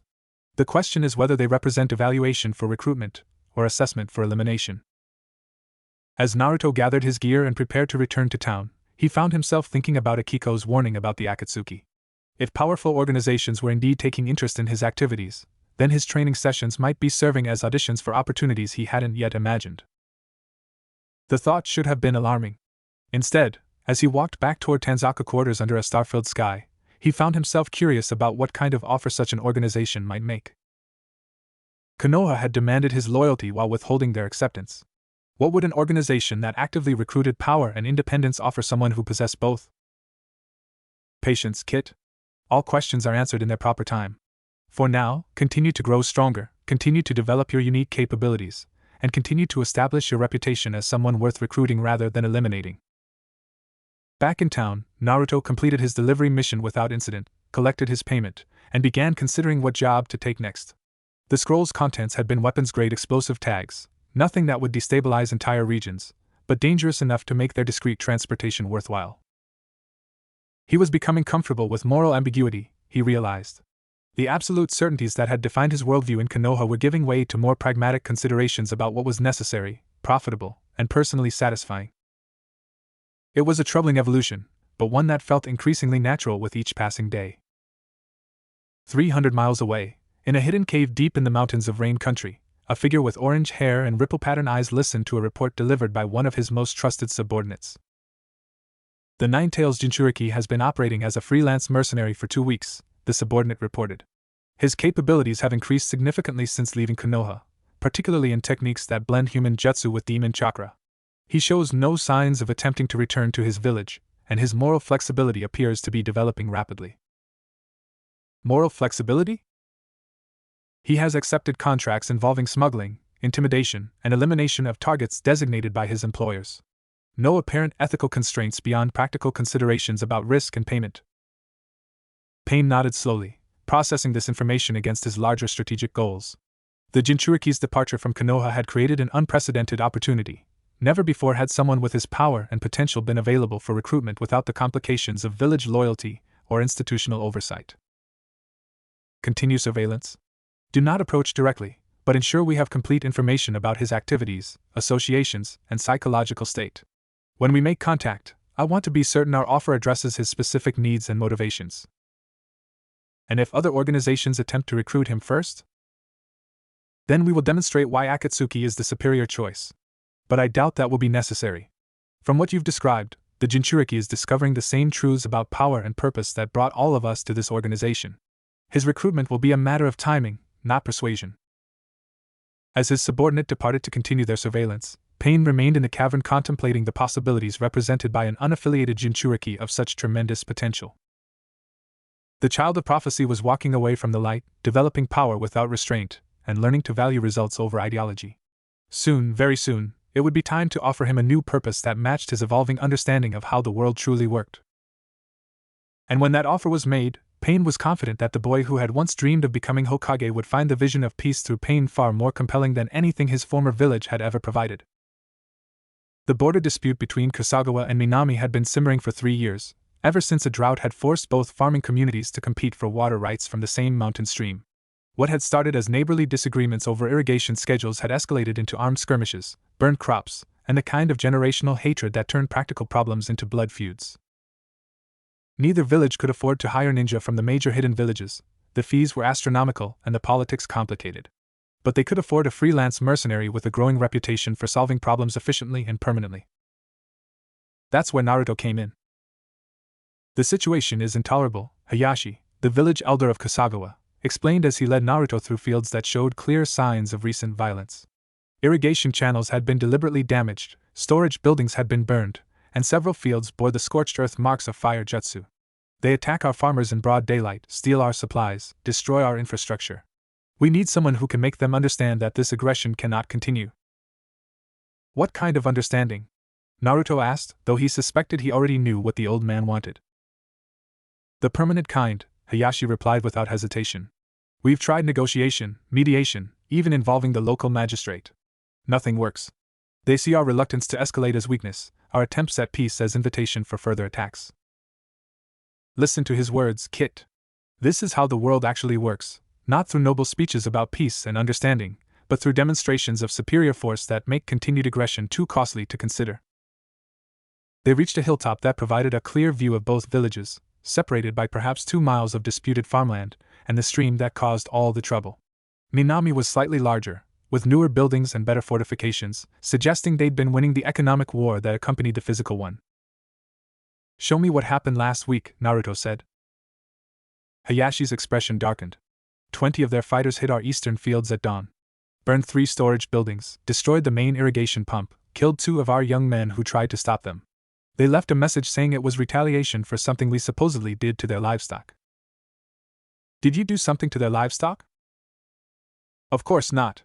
We're farmers, not barbarians. But it wouldn't matter if we had. Every incident gets blamed on us. Every act of retaliation gets justified as necessary defense. Naruto studied the tactical situation with eyes trained by years of mission analysis. Minami held the high ground and better defensive positions. Kasagawa had more arable land but was exposed to attack from multiple directions. The stream ran closer to Minami, giving them first access to the water that both communities needed. From a purely strategic perspective, Minami was winning because they understood that superior force trumped moral righteousness. Kasagawa was losing because they kept expecting fairness from people who had decided that victory mattered more than ethics. The stronger village takes what it needs, the weaker village suffers the consequences. This is the natural order that your village tried to hide behind pretty words about protection and justice. At least these farmers are honest about what they want. What exactly are you asking me to do? Naruto asked. End it, Hayashi said simply. Whatever it takes, however you need to do it. We can't live with this constant threat hanging over us, and we can't fight a war against people who don't honor the basic rules of civilized conflict. The contract was straightforward. Eliminate Minami's capacity for continued aggression in exchange for payment that would keep Naruto comfortable for months. No moral complexity about protecting the innocent or serving the greater good, just a simple transaction between people who wanted a problem solved and someone capable of solving it. I'll need detailed intelligence on their fighters, their defenses, and their daily routines, Naruto said. Already prepared. Hayashi produced a scroll containing maps, personnel assessments, and tactical analysis that was surprisingly thorough for farmers. We may not be warriors, but we're not fools. We know what kind of information professionals need. That evening, Naruto studied the intelligence while sitting in the inn room the village had provided. Minami had approximately 30 fighters of varying skill levels, mostly farmers with basic weapons training but a few with genuine combat experience. Their leader was a former missing nin from Hidden Grass who'd settled in the village years ago and had been gradually militarizing their response to the water dispute. The missing nin was the real problem. Without his tactical knowledge and combat skills, the farmers would probably revert to the kind of low-level harassment that could be managed through deterrence rather than elimination. With him, they were capable of the kind of coordinated assault that had devastated Kasagawa's infrastructure. Remove the leader, and the followers lose both direction and confidence. Simple, efficient, effective. This is how real problems are solved, by identifying the source and eliminating it permanently. Just kill him? Naruto asked. Just kill him. His death will demonstrate to the others that their aggression carries consequences they cannot bear, while removing the strategic intelligence that makes their attacks effective. 2 problems solved with 1 action. The moral calculus was cleaner than anything Naruto had encountered during his village missions. No civilians to protect, No complex political considerations, no demands that he find non-lethal solutions to fundamentally lethal problems. Just a straightforward application of superior force to end a conflict that was destroying both communities. It was almost refreshing in its simplicity. Naruto struck just before dawn, when the guards would be tired and the village would be focused on preparing for the day's work rather than defending against attack. The missing Nin's house was isolated on the village's eastern edge, positioned to provide early warning of assault from Kusagawa's direction. It was a tactically sound choice that unfortunately made the target easier to approach from unexpected angles. Naruto's enhanced speed and stealth capabilities, honed through weeks of operating without backup or support, allowed him to reach the building's roof without detection. From there, he could observe the interior through carefully created gaps in the tiles, mapping the layout and identifying the target's location. The missing Nin was awake, sitting at a table reviewing what appeared to be plans for another attack on Kusagawa. He was older than Naruto had expected, perhaps 40, with the kind of scarred, weathered appearance that spoke of decades spent in violent pursuits. Not a desperate farmer driven to extremes by circumstances, but a professional warrior who'd found a new outlet for his skills. A predator who has discovered a hunting ground where his prey cannot effectively fight back. This is not a man driven by necessity but by the enjoyment of domination. His death will be justice as much as strategy. Naruto dropped through the roof in complete silence, landing behind the missing Nin with a kunai already in hand. The man had time to register the attack but not to prevent it. The blade went between his ribs and into his heart with the precision of surgical technique and the finality of executioner's judgment. What the missing Nin tried to speak, but blood was already filling his lungs. Kusagawa sends their regards, Naruto said quietly, though he doubted the man could still understand him. It was over in less than 30 seconds. Professional, efficient, permanent. Excellent technique, Kit. Clean, quick, decisive. This is how problems are solved when diplomatic solutions prove inadequate. Naruto searched the house briefly, collecting intelligence about planned attacks and tactical assessments that would be useful for preventing future conflicts. Then he began the second phase of his mission, ensuring that Minami understood the consequences of continued aggression. He moved through the village like a ghost, leaving signs of his presence without revealing himself directly. Storage buildings that were mysteriously damaged overnight. Weapons caches that simply disappeared. Guard posts where the sentries were found unconscious with no memory of what had happened to them. By the time the sun rose and the missing Nin's body was discovered, Minami's capacity for organized assault had been systematically dismantled. Not through wholesale slaughter, but through surgical strikes that removed their ability to threaten Kusagawa while leaving the civilian population intact. The message was clear: continued aggression would result in escalated consequences that they were not equipped to handle. The village council of Minami requested a meeting that same afternoon. Naruto arrived at the designated neutral ground, a small shrine situated halfway between the two communities, to find a group of nervous farmers accompanied by what appeared to be their most senior warrior. They had the look of people who'd been forced to confront realities they'd previously been able to ignore. "You're the one Kusagawa hired," the senior warrior said. It wasn't a question. "I'm the one they hired to solve their problem," Naruto confirmed. "Kenji is dead. Our weapons are gone. Half our stored supplies have vanished." The warrior's voice was carefully controlled, but fear leaked through despite his efforts.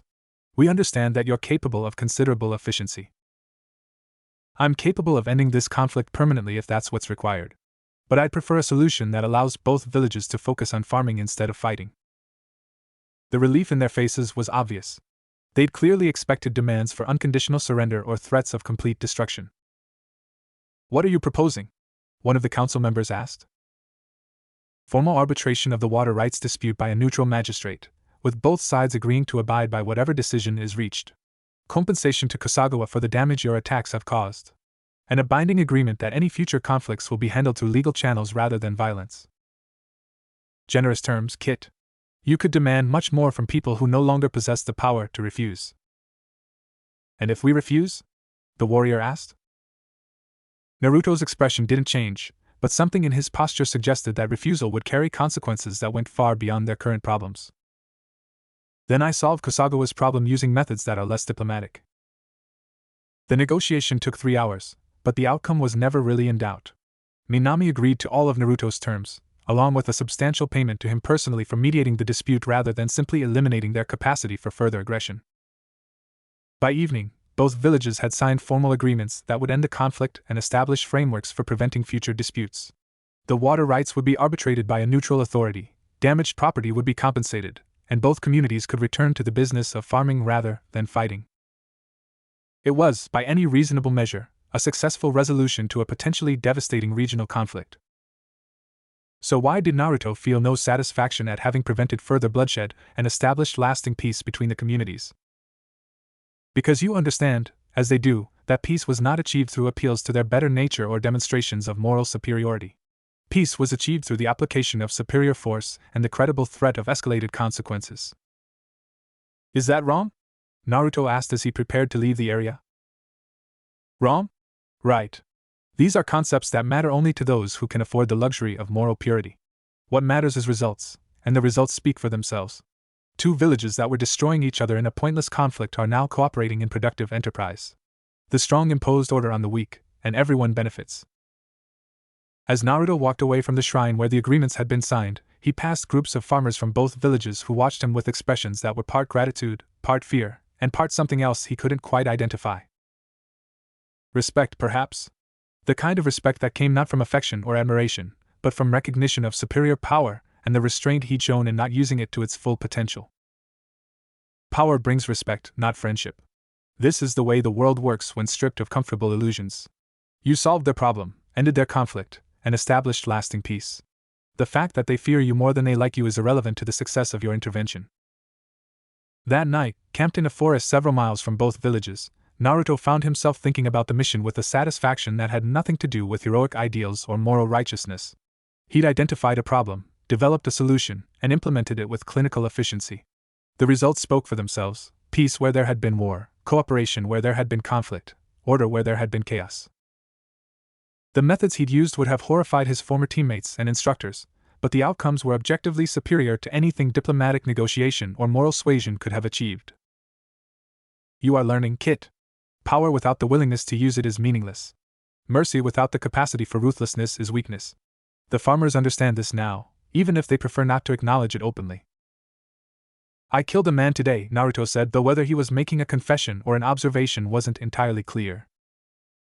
You removed a source of conflict that was destroying two communities and would have eventually resulted in far more deaths than your single elimination prevented.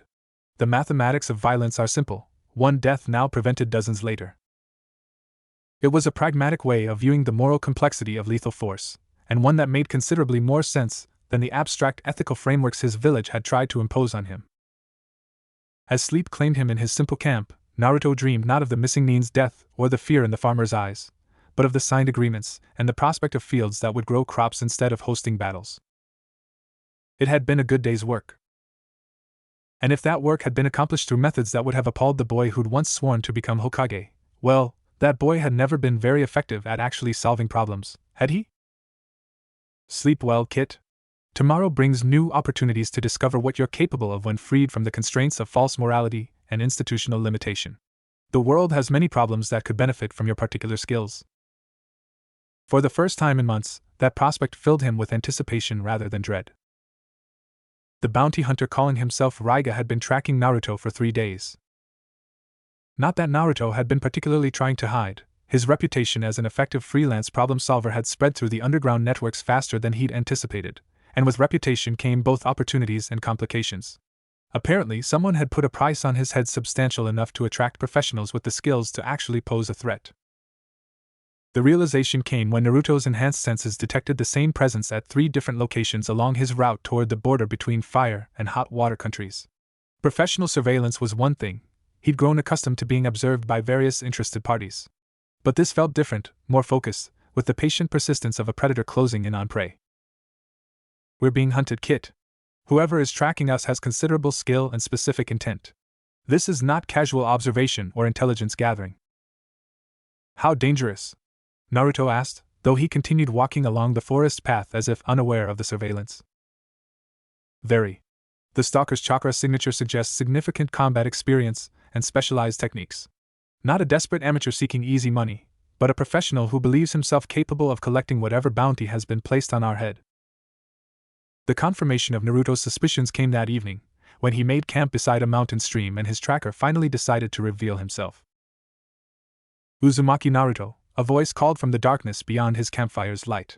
Also known as the Nine-Tails Jinchuriki, former ninja of the Hidden Leaf, current freelance mercenary with a growing reputation for efficient problem-solving. The man who stepped into the firelight was unlike any bounty hunter Naruto had encountered before.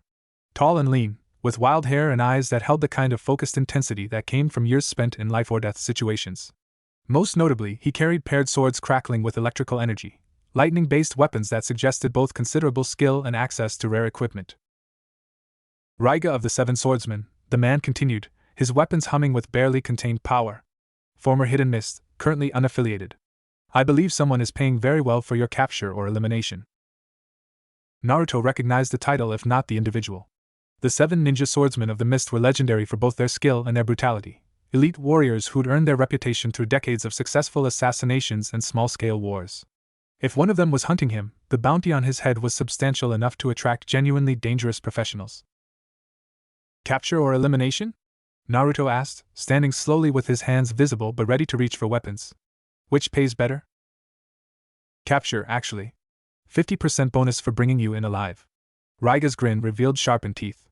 But elimination is so much simpler, and dead targets don't try to escape during transport.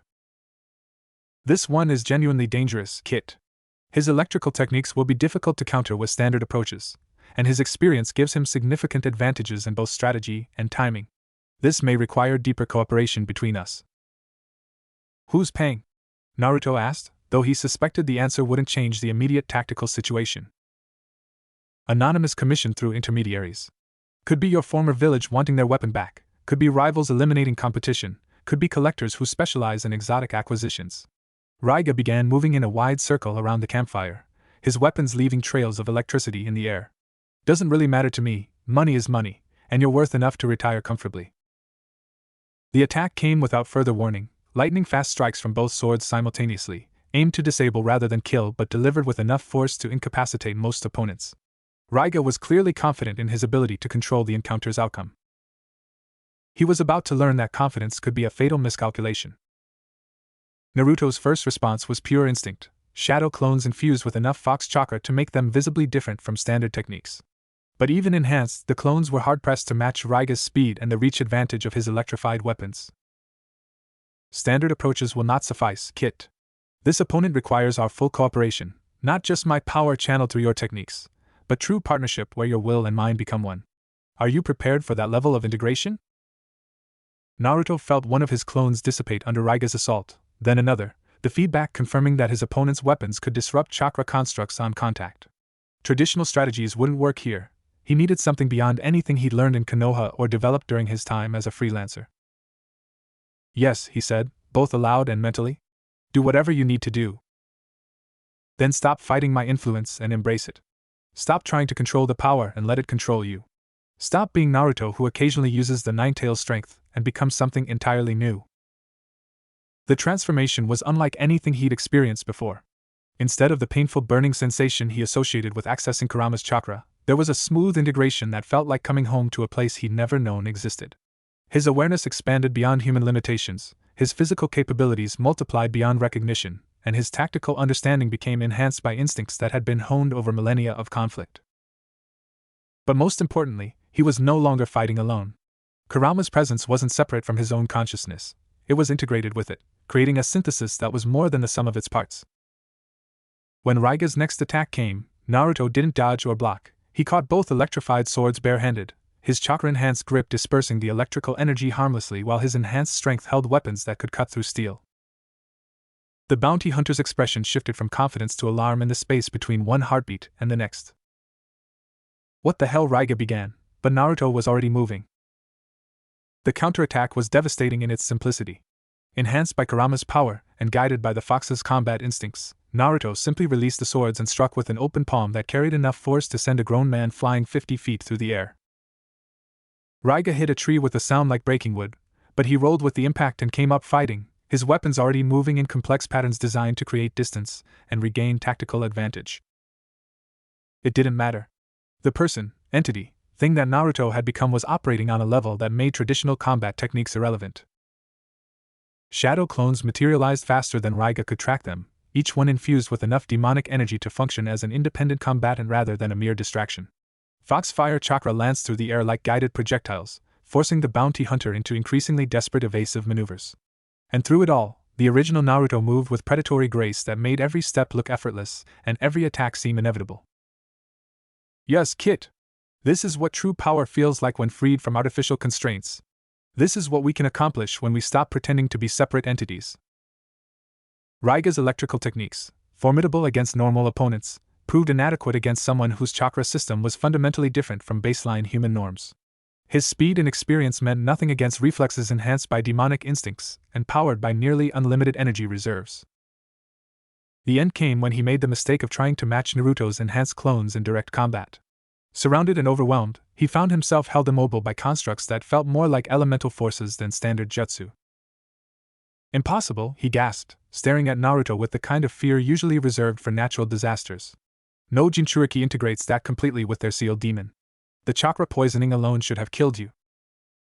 Maybe I'm not like other Jinchuriki, Naruto replied, and his voice carried harmonics that belonged to both human and fox. What are you? Raiga whispered. I'm something new. The kill was quick and efficient, a chakra-enhanced strike that stopped the bounty hunter's heart instantly. But even as Raiga's body fell to the forest floor, Naruto could sense that the confrontation had been observed by others hidden in the surrounding darkness. Multiple observers, Kit. At least 3 distinct presences, all with considerable skill in concealment. We have attracted an audience. Rather than acknowledging the watchers directly, Naruto began the practical work of disposing of evidence and collecting anything useful from Raiga's equipment. The lightning swords were too distinctive to keep, but his money pouch was substantial and his travel supplies were of excellent quality. But as he worked, he was acutely aware of the eyes watching from the shadows, evaluating, assessing, drawing conclusions about what they'd witnessed. Let them watch, he decided. Let them see what happened to people who hunted him for money. Let word spread through whatever networks they represented that Naruto Uzumaki was no longer the desperate village exile they might have expected to find. He was something else now, something that had never existed before in the long history of Jinchuriki and their sealed demons. And that something was not to be trifled with by opportunistic bounty hunters or anyone else who mistook him for easy prey. From his concealed position 200 meters away, Hoshigaki Kisame observed the cleanup with professional appreciation. He'd been tracking the Jinchuriki for weeks as part of Akatsuki's evaluation process, documenting capabilities and psychological development to determine the optimal approach for eventual recruitment. What he'd witnessed tonight exceeded even the most optimistic projections of the boy's potential. The integration between human and demon had been seamless, creating a combat effectiveness that rivaled some of the legendary Sannin. More importantly, the boy had shown no hesitation about killing when threatened, no moral anguish about the necessity of violence, no attempt to find non-lethal alternatives to permanent solutions. He was becoming exactly what Akatsuki needed, powerful enough to serve their purposes, pragmatic enough to accept their methods, and isolated enough to appreciate what they offered.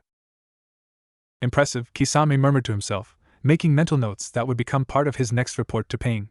Very impressive indeed. The Jinchuriki finished his cleanup and resumed his journey north, moving with the confident ease of someone who no longer questioned his right to eliminate threats to his well-being. There was no regret in his posture, no indication that the evening's violence had troubled him psychologically. Perfect.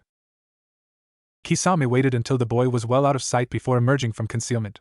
He had a report to deliver, and based on what he'd observed, Pain would want to accelerate their recruitment timeline significantly. The Nine-Tails Jinchuriki was ready, perhaps even eager, to hear what Akatsuki had to offer someone with his particular combination of power and pragmatism. The other witnesses to the battle were considerably less sanguine about what they'd seen. Did you see the way he moved? One whispered as they crept through the forest toward the nearest town. That wasn't human speed or human strength. The clones were wrong too, another added. Shadow clones don't glow like that, don't move independently like that. What kind of technique creates constructs with their own intelligence? And the way he killed Raiga, no hesitation, no emotion. Like stepping on an insect. By the time they reached civilization, their story had already begun evolving into something closer to legend than factual report. The young blonde ninja who fought with demon fire and shadow creatures. The wanderer who killed one of the 7 swordsmen as easily as swatting a fly. The Jinchuriki who had somehow achieved perfect integration with his sealed beast. The stories spread through the underground networks like wildfire, each retelling adding new details and escalating the threat assessment. Within days, every bounty hunter, missing Nin, and criminal organization from Fire Country to the eastern borders would know that Naruto Uzumaki was no longer a target to be approached casually. He was a force of nature wrapped in human skin, and engaging with him required preparation for the possibility that the encounter might not end well for the challenger. Excellent, Kit. Fear is a far more effective deterrent than friendship ever was. Those who witnessed our partnership tonight will spread word that we are not to be trifled with. Future challenges will be fewer and of higher quality. Is that what we are now? Naruto asked as he made camp several miles from the battle site. Partners? We are whatever we choose to be, Kit. But yes, tonight we chose to be partners rather than reluctant cohabitants. The question is whether you find that transformation disturbing or liberating. Naruto considered the question while building his fire and preparing his evening meal. The integration with Kurama had felt natural, like accessing abilities he'd always possessed but never known how to use. There had been no sense of losing himself or being controlled by alien will, just the sensation of becoming more than he'd been before. Liberating, he said finally. Definitely liberating. Good. Because there are others in this world who will recognize what we've become and seek to either recruit or eliminate us. Our next encounters will likely be with individuals who represent organizations rather than personal ambitions. Organizations like the Akatsuki? Among others. The question is whether we approach such encounters as opportunities or threats. Power like ours is valuable to those with vision and ambition. The right alliance could provide resources, training, and purpose that independent operation cannot match. As he settled into his bedroll and prepared for sleep, Naruto found himself thinking about what kind of organization might value someone with his particular combination of abilities and moral flexibility. An organization that understood the practical applications of power. An organization that didn't waste time on moral complexities when simple solutions were available. An organization that could appreciate the advantages of someone who'd learned to integrate human cleverness with demonic strength. It was an intriguing prospect, and one that felt increasingly likely to manifest in the near future. After all, if he could sense the Watchers observing his battles, it was only logical that they were evaluating him for purposes beyond casual intelligence gathering. Sleep well, Kit. Tomorrow brings new possibilities and new challenges. But whatever comes, we face it together now, as true partners rather than reluctant allies. For the first time since leaving Konoha, that thought filled him with something approaching genuine anticipation. The stories began in the taverns and trading posts scattered across the borderlands between fire and hot water countries, whispered accounts that grew more dramatic with each retelling. I heard it was 8 men he killed in that mountain pass, all of them at once. My cousin saw the aftermath, bodies everywhere, torn apart like wild animals had gotten to them. They say he moves faster than lightning and his clones breathe fire. The demon fox wanderer, that's what they're calling him. Young guy, blonde hair, fights with techniques that ain't natural. The merchants who carried these tales from town to town embellished them freely, understanding that dramatic stories were as valuable as trade goods in establishments that catered to people seeking distraction from hard lives. Within 2 weeks of the encounter with Raiga, every inn and tavern from the hot water border to the edges of rain country had heard some version of the legend. And like all legends, the truth became less important than the meaning people found in the telling. In the Hidden Leaf Village, the first credible reports reached Tsunade's desk on a Tuesday morning that started badly and got worse from there. Multiple confirmed sightings of a blonde ninja matching Uzumaki's description, the ANBU operative reported, his mask concealing whatever emotions the intelligence might have stirred. Operating as a freelance mercenary throughout the border regions. Significant escalation in both capabilities and methods since his departure from the village. Tsunade set down her sake cup. It was barely noon, but the Naruto situation had been driving her to drink earlier and earlier each day, and focused on the report with the grim attention it deserved. Escalation how? Elimination of multiple targets with extreme prejudice. Destruction of infrastructure when tactically necessary. Use of techniques that don't match any known Konoha training protocols. The ANBU operative paused. Several witnesses describe abilities that suggest significant advancement in his relationship with the Ninetales entity. What kind of advancement? Integration, Hokage-sama. Not the controlled channeling we've observed previously, but what appears to be voluntary partnership between human will and demonic power. The words hit Tsunade like a physical blow. She'd been afraid of something like this since the day they'd discovered Naruto's departure, that isolation and desperation would drive him toward deeper cooperation with the entity sealed inside him. The Ninetales was ancient, intelligent, and utterly without moral constraints when it came to achieving its goals. If Naruto was actively partnering with it rather than simply using its power. Any indication of his ultimate destination or objectives? Negative, Hokage-sama. His movements appear random, following opportunities for employment rather than any strategic plan. However, the operative hesitated. Spit it out. There are reports of increased Akatsuki activity in the same regions where he's been operating. Could be coincidence, but the timing suggests possible surveillance or evaluation for recruitment purposes. Tsunade's blood went cold. The idea of Naruto, with his power, his knowledge of Konoha's defenses, and his growing willingness to use lethal force, falling into Akatsuki's hands was a nightmare scenario that made every other problem she faced seem trivial by comparison. Double the search teams, she ordered. Full authorization for whatever resources they need. And get me Kakashi. I want him personally leading the retrieval operation. Hokage-sama, should the teams be briefed for capture or other contingencies? The question hung in the air like a curse. Because the horrible truth was that if Naruto had truly allied himself with the Nine-Tails and was considering joining Akatsuki, retrieval might not be an option. The threat he represented to village security could exceed his value as a weapon in their service. Capture if possible, she said finally. But team safety takes priority over target preservation. After the operative left, Tsunade sat alone in her office contemplating the magnitude of her failure. She'd let her disappointment and frustration drive away the village's most powerful asset, and now that asset was becoming a potential threat that might require elimination to prevent catastrophic consequences. The irony was sharp enough to draw blood. In trying to discipline Naruto into becoming a better weapon, she'd driven him to become a weapon pointed at their own hearts. Kakashi received the mission briefing 2 hours later, in a secure conference room where Jiraiya was waiting with an expression that mixed determination with barely concealed dread. The trail is approximately 2 weeks old, Kakashi reported, spreading maps across the table that showed confirmed sightings and probable routes. He's been moving northeast, following trade routes and taking mercenary contracts. Standard freelancer pattern, except for the dramatically enhanced capabilities and complete willingness to use lethal force. How enhanced? Jiraiya asked, though his tone suggested he already knew the answer would be worse than he wanted to hear. Witnesses describe techniques that blend standard jutsu with what can only be Nine-Tails chakra in ways we've never seen before.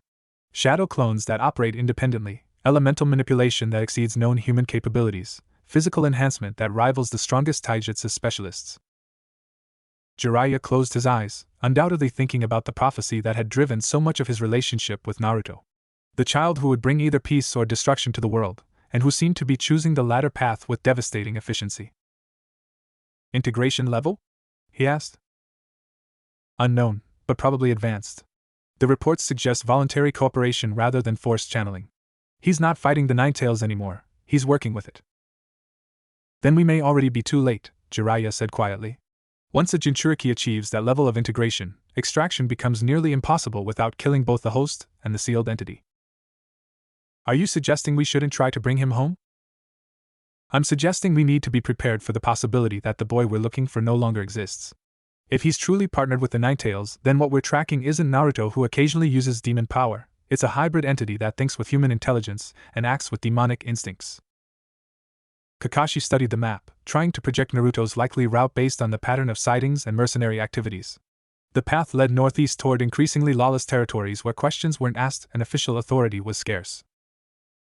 Perfect hunting grounds for someone who wanted to operate without oversight or interference. How long before we can intercept him?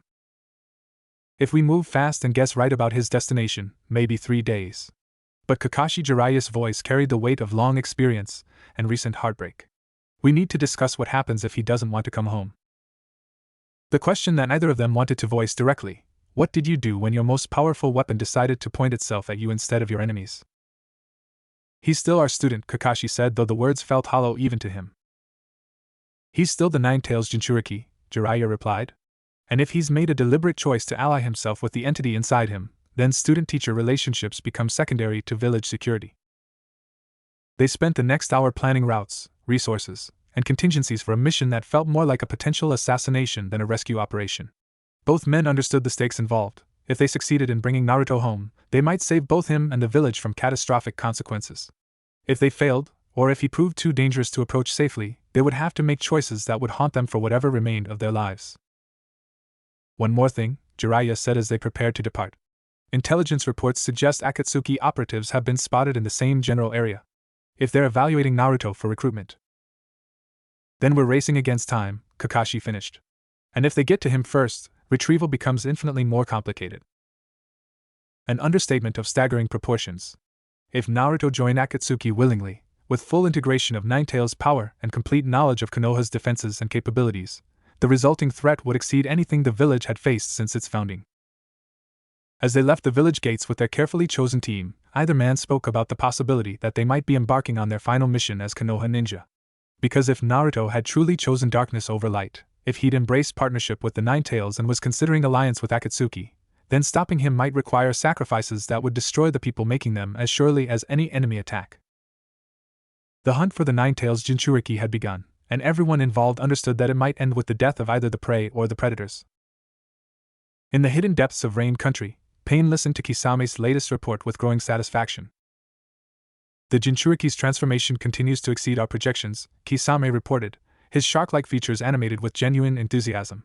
Full integration with the Ninetails entity, demonstrated tactical flexibility, complete willingness to eliminate threats permanently.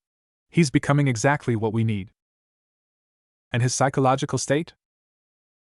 Stable, from what I can observe. No signs of the mental degradation that typically accompanies advanced Jinchuriki integration. If anything, he seems more focused and decisive than the reports from his village days suggested. Pain nodded slowly, processing this information against the larger strategic picture that drove all of Akatsuki's operations. A willing recruit with Ninetail's power would be invaluable for their ultimate goals, but only if that recruit could be trusted to prioritize organizational objectives over personal considerations. What about his former village? Any indication they're attempting retrieval? Intelligence suggests they're mobilizing search teams, probably led by his former instructor. But they're at least 2 weeks behind his current position, and their approach will be hampered by attempting to minimize civilian casualties and preserve target viability for return to service. Weaknesses we don't share, Payne observed. Exactly. If we move now, we can make contact before any rescue attempt reaches him. And given his current psychological state, I believe he'll be receptive to what we can offer. Payne considered this assessment while studying reports from other Akatsuki operations across the region. The timing was indeed optimal. The Jinchuriki was isolated, powerful, and apparently free from moral constraints that might interfere with their methods. He demonstrated both capability and pragmatism, the two qualities most essential for Akatsuki recruitment. Initiate direct contact, he decided. But approach carefully, we want him to choose us rather than feeling coerced. Someone with his power and current mindset will respond better to respect and opportunity than to threats or manipulation. Understood. Any specific parameters for the recruitment offer? Full membership, equal status, resources commensurate with his abilities. Make it clear that we value what he's become rather than trying to change him back into what he was. After Kisame departed to carry out his orders, Payne remained in the hidden chamber contemplating the strategic advantages represented by willing Ninetails integration. Every previous Jinchuriki they'd encountered had been fighting their sealed entity, limiting both power and tactical flexibility. This one was different. This one had chosen partnership over resistance, cooperation over control. The resulting capabilities would exceed anything they'd previously incorporated into their organization. The child of prophecy was walking toward them of his own accord, driven not by their manipulation but by the natural consequences of his village's failures and his own evolution beyond their limiting expectations. Soon, very soon, he would have the chance to discover what Akatsuki could offer someone who'd outgrown the need for conventional morality and traditional loyalty. Payne suspected the offer would be very well received indeed. 200 miles northeast of Konoha, Naruto sat beside another campfire in another forest clearing, unaware that he'd become the focus of multiple organizations' attention and planning. His evening had been spent practicing techniques that blended his own chakra manipulation with Kurama's power in increasingly sophisticated ways. The fox had proven to be an excellent teacher once their relationship had evolved beyond reluctant coexistence into genuine partnership. Your progress continues to exceed expectations, Kit. The integration techniques you've developed tonight would have taken most Jinchuriki years to master, assuming they ever achieved such cooperation at all. It feels natural, Naruto replied, studying the way Foxfire chakra swirled around his hand in patterns that seemed to have their own intelligence. Like this is what I was always meant to become. Perhaps it is. Your village saw you as a weapon to be controlled, but weapons are limited by their wielder's imagination and courage. Partnership creates possibilities that neither human nor demon could achieve alone.